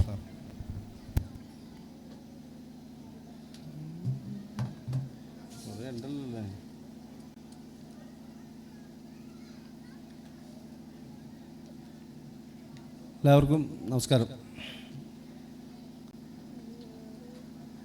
എല്ലാവരുടെയും പേര് പറഞ്ഞിട്ട് സമയം കളയുന്നില്ല. അധ്യക്ഷനുണ്ട്, സ്വാഗതം പറഞ്ഞ ആൾ യൂസഫ്, ഉദ്ഘാടനം ബഹുമാനപ്പെട്ട MLA, മുഖ്യപ്രഭാഷണം കഴിഞ്ഞു. ഇനിയിപ്പോൾ 2 വാക്ക്.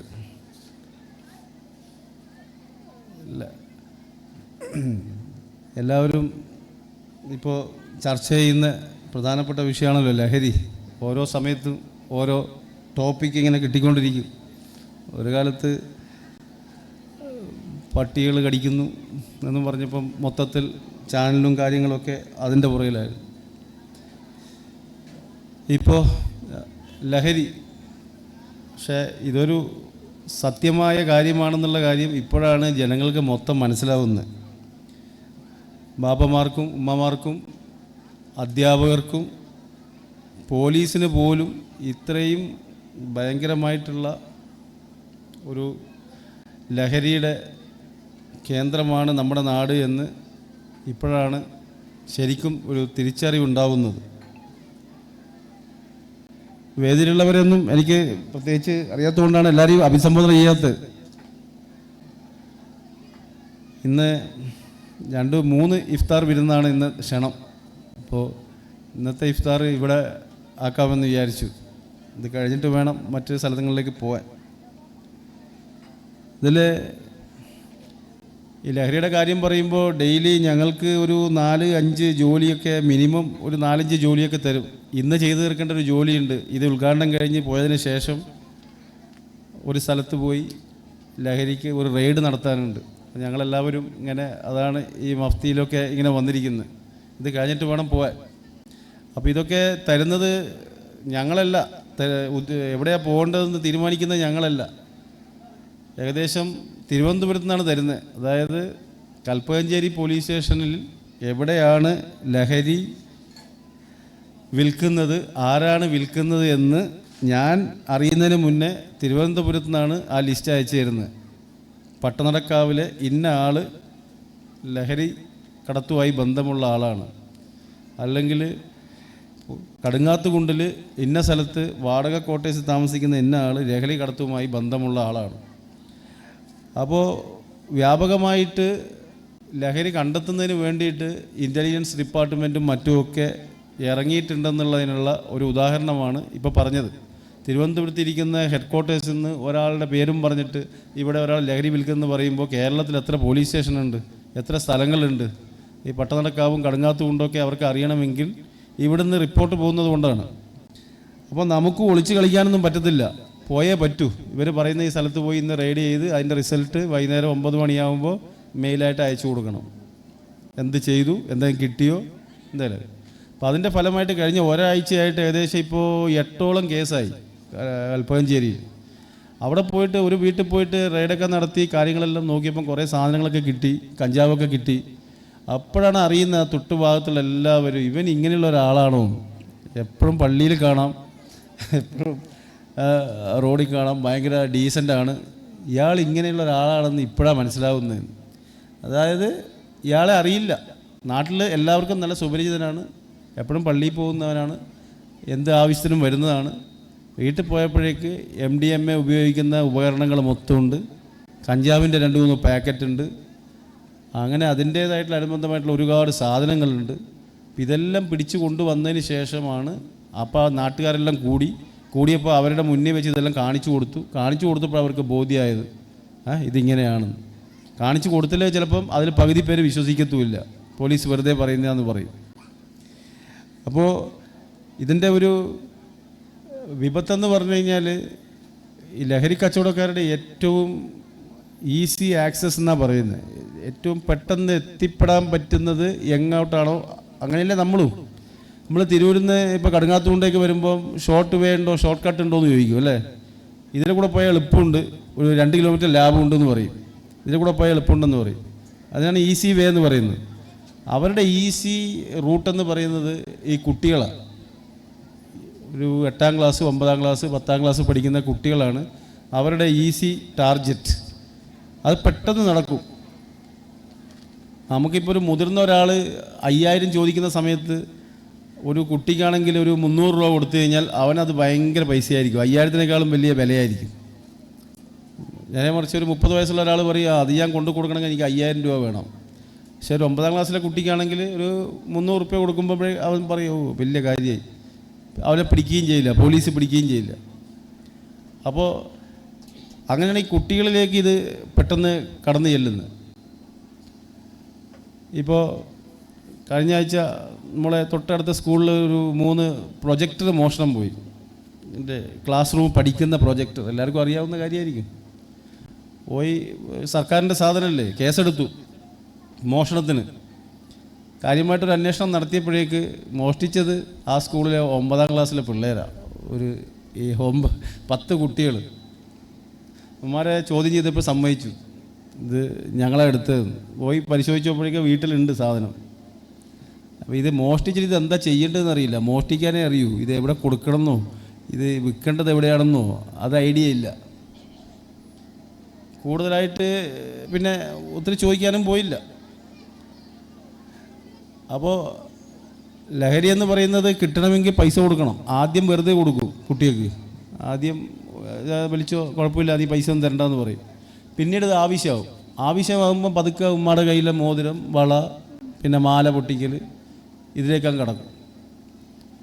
ഇപ്പോൾ ഒരു ഉപ്പ കൊണ്ടുവന്നൊരു പരാതി തന്നൊരു മോൻ ബാംഗ്ലൂർ പോയി ഒരു ജോലിക്ക് വേണ്ടി പോയതാണ്. മോനിപ്പോൾ ഒരാഴ്ചയായിട്ട് ഫോൺ വിളിച്ചാൽ പോലും എടുക്കുന്നില്ല. എടുത്തു കഴിഞ്ഞാൽ തന്നെ ഭയങ്കരമായിട്ട് ചീത്ത വിളിക്കുക, എന്നെ നീ അന്വേഷിക്കണ്ട, ലഹരി മാഫിയയുടെ കൈ കുടുങ്ങിയോ എന്നൊരു സംശയമുണ്ടെന്ന്. ഞങ്ങളിപ്പോൾ വിളിച്ചു നോക്കിയപ്പോൾ ഏകദേശം ആ ഒരു മൂഡിലാണ്. അപ്പോൾ എന്താ ചെയ്യുക, എല്ലാവരും പോലീസ് മാത്രം മതിയോ ഇതിനകത്ത്? ഇത് പോരാ. ഞാൻ ഇന്ന് എൻ്റെ കാണാൻ 2-3 പേര് വന്നിരുന്നു. ഇഫ്താർ വിരുന്ന് വരണം, ഈ ലഹരി മാഫിയക്കെതിരെ എന്തെങ്കിലും ചെയ്യണം എന്നൊക്കെ പറഞ്ഞുകൊണ്ട് ആൾക്കാർ വന്നു. ഞാൻ പറഞ്ഞു എന്തെങ്കിലും ചെയ്യണമെന്നോ, എന്താ ചെയ്യേണ്ടത് നിങ്ങൾ പറഞ്ഞാൽ എന്താ ചെയ്യേണ്ടതെന്ന് ചോദിച്ചു. നിങ്ങൾ ഈ നാട്ടുകാരില്ലേ, ഈ നാട്ടിലുള്ള നല്ല ആൾക്കാരെയും ഏകദേശം മോശമായി നടക്കുന്നവരെയും വൃത്തികെട്ട ആൾക്കാരെയൊക്കെ നിങ്ങൾക്കറിയുന്ന വോട്ട് എനിക്ക് ചിലപ്പോൾ അറിയാൻ പറ്റില്ല, നിങ്ങൾക്കറിയാൻ പറ്റും. ചിലപ്പോൾ ഇപ്പോൾ ഇരുന്ന ഷുക്കൂറിന് ഒരു ജോലിയില്ല, ഒരു പണിയുമില്ല, രാത്രി വന്ന് ഫുൾ ടൈം കിടന്നുറങ്ങാം, രാവിലെ മൊത്തം കിടന്നുറങ്ങും, രാത്രി നല്ല കാറൊക്കെ വരുന്ന കാണാം, ആ കാറ് കയറി പോകുന്ന കാണാം, രാവിലെ വരുന്നുണ്ട്, അവന് ഇഷ്ടംപോലെ പൈസയുണ്ട്. എങ്ങനെയാണ് പൈസ വരുന്നത്? അപ്പോൾ നിങ്ങളെ മനസ്സിലൊരു ഡൗട്ട് കാണും. ഈ ഡൗട്ടാണ് നമ്മളെ അറിയിക്കേണ്ടത്, പോലീസിനെ. അത് നിങ്ങൾ ഫോണിൽ മുഖാന്തരമോ അല്ലെങ്കിൽ നേരിട്ടോ അല്ലെങ്കിൽ നിങ്ങൾക്ക് വിശ്വാസമുള്ള ഒരാളെ അറിയിച്ചു കഴിഞ്ഞാൽ നമ്മൾ അതിനനുസരിച്ചുള്ള ഒരു അന്വേഷണം ആ ഭാഗത്ത് നടത്തും. അല്ലാതെ കൽപ്പകഞ്ചേരി പോലീസ് സ്റ്റേഷൻ്റെ എല്ലാ മുക്കും മൂലയിലും പോയിട്ട് എല്ലാവരെയും അന്വേഷിച്ച് കണ്ടുപിടിക്കുക എന്ന് പറയുന്നത് ഭയങ്കര ടാസ്ക്കാണ്, ഇത്ര പെട്ടെന്ന് നടക്കുന്ന കാര്യമല്ല.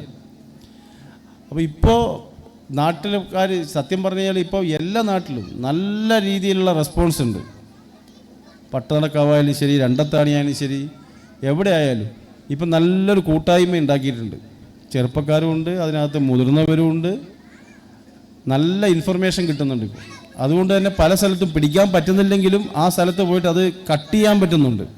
ഇവർക്ക് ഇറങ്ങി നടക്കാൻ പറ്റാത്ത ഒരവസ്ഥ കുറച്ചൊക്കെ എടുക്കാൻ പറ്റിയിട്ടുണ്ട് ഈ കഴിഞ്ഞ 2 ആഴ്ചക്കുള്ളിൽ. അതിന് ഞങ്ങളെ പോലീസുകാരെല്ലാം രാത്രി സമയത്ത് എല്ലാം ഇങ്ങനെ കറങ്ങി നടക്കും. നിങ്ങളെല്ലാം ഭക്ഷണമെല്ലാം കഴിച്ച് വീട്ടിലിരിക്കുന്ന സമയത്തെല്ലാം ഞങ്ങളിങ്ങനെ പാടത്തും പറമ്പിലൊക്കെ ഇങ്ങനെ ലൊക്കേഷനൊക്കെ ഇട്ടിട്ട് ഇങ്ങനെ പോവുക. പ്രത്യേകിച്ച് ആ പട്ടണക്കാവ് സൈഡിലാണ് കൂടുതലായിട്ട് പോകുന്നത്. ഇപ്പോൾ ഇത്രയും ഒരു ക്ലബ്ബ് ഇത്രയും ഒരു വലിയ സംഭവമൊക്കെ സംഘടിപ്പിക്കാൻ പറ്റുമെങ്കിൽ നിങ്ങളോടുള്ള ഒരു അഭ്യർത്ഥന, ഒരു നമ്മളെ ക്യാമറ ഒരു 5-10 ക്യാമറകൾ എവിടെയെങ്കിലും സംഘടിപ്പിക്കാൻ നിങ്ങളെല്ലാവരും കൂടെ ചെറിയൊരു പൈസയാവും, വളരെ തുച്ഛമായൊരു പൈസയാവും. ഒരു 10 ക്യാമറ നിങ്ങളുടെ ഏരിയയിൽ വെക്കാൻ പറ്റുമെങ്കിൽ അതൊരു 100 പോലീസിനേക്കാൾ എഫക്റ്റായിരിക്കും. കാരണം ക്യാമറകൾ കളവ് പറയില്ല. ഒരു മാസം വരെ നമുക്ക് വേണമെങ്കിൽ, അല്ലെങ്കിൽ എത്ര, നമ്മുടെ പോലീസ് സ്റ്റേഷനിലെ ക്യാമറ ഒരു വർഷമാണ്, ഒരു വർഷം വരെ കാണാൻ പറ്റും അതിലെന്താ സംഭവിച്ചതെന്ന്. ഒരു വർഷം മുന്നേ സംഭവിച്ച കാര്യം പോലും ഒരു വർഷം കഴിഞ്ഞാലും കാണാൻ പറ്റും. അപ്പോൾ ഒരു 30 ദിവസത്തെ ഒരു ബാക്കപ്പ് ഉള്ളൊരു ക്യാമറ വെച്ച് കഴിഞ്ഞാൽ നമുക്ക് ഒരുപാട് ഗുണമുണ്ട്. ഈ ക്യാമറ കണ്ടു കഴിഞ്ഞാൽ ഈ എന്തെങ്കിലും കളവ് കാണിക്കാൻ പറ്റുന്ന പിന്നെ ആ വഴിയിലോട്ടേ വരില്ല. അവനറിയാം ക്യാമറയെ പതിഞ്ഞു കഴിഞ്ഞാൽ എന്തായാലും ഇത് കിട്ടും, ഈ ഫോൺ നമ്പർ കിട്ടും, എൻ്റെ രൂപം കിട്ടും. എൻ്റെ രൂപം കിട്ടിക്കഴിഞ്ഞാൽ ഏതെങ്കിലും പോലീസുകാർക്ക് എന്നെ അറിയാൻ പറ്റും. അത് നമ്മളെ കൽപ്പകഞ്ചേരി മാത്രമല്ല, ഈ ഫോട്ടോ എടുത്തിട്ട് നമ്മൾ കേരളം മൊത്തം കൊടുക്കുന്നത്. അപ്പോൾ ഏതെങ്കിലും നാട്ടിലുള്ളവനാണെങ്കിൽ ആ നാട്ടിൽ കേസുണ്ടെങ്കിൽ അവർക്ക് അറിയാൻ പറ്റും. അപ്പോൾ ക്യാമറയുള്ള പരിസരത്തോട്ടേ വരില്ല. അപ്പോൾ നമ്മൾ ഒരുപാട് പ്രസംഗിച്ചുകൊണ്ടോ അല്ലെങ്കിൽ ലഹരി ഉപയോഗിക്കരുത് അത് ഉപയോഗിക്കരുതെന്ന് പറയുന്നതിനേക്കാളും ഇതിനെ തടയിടാനുള്ള മാർഗം നോക്കുക. ആ മാർഗത്തിൽ ഒന്നാണ് ഈ CCTV ക്യാമറ എന്ന് പറയുന്നത്. ഇവിടെ എത്ര വീട്ടുകാർ കാണും ഈ ഒരു മഹലിലും ഈ ഒരു ക്ലബ്ബ് മെമ്പേഴ്സായിട്ടും ഇപ്പോൾ തന്നെ എത്ര പേരുണ്ട് നോമ്പ് തുറക്കൊക്കെ.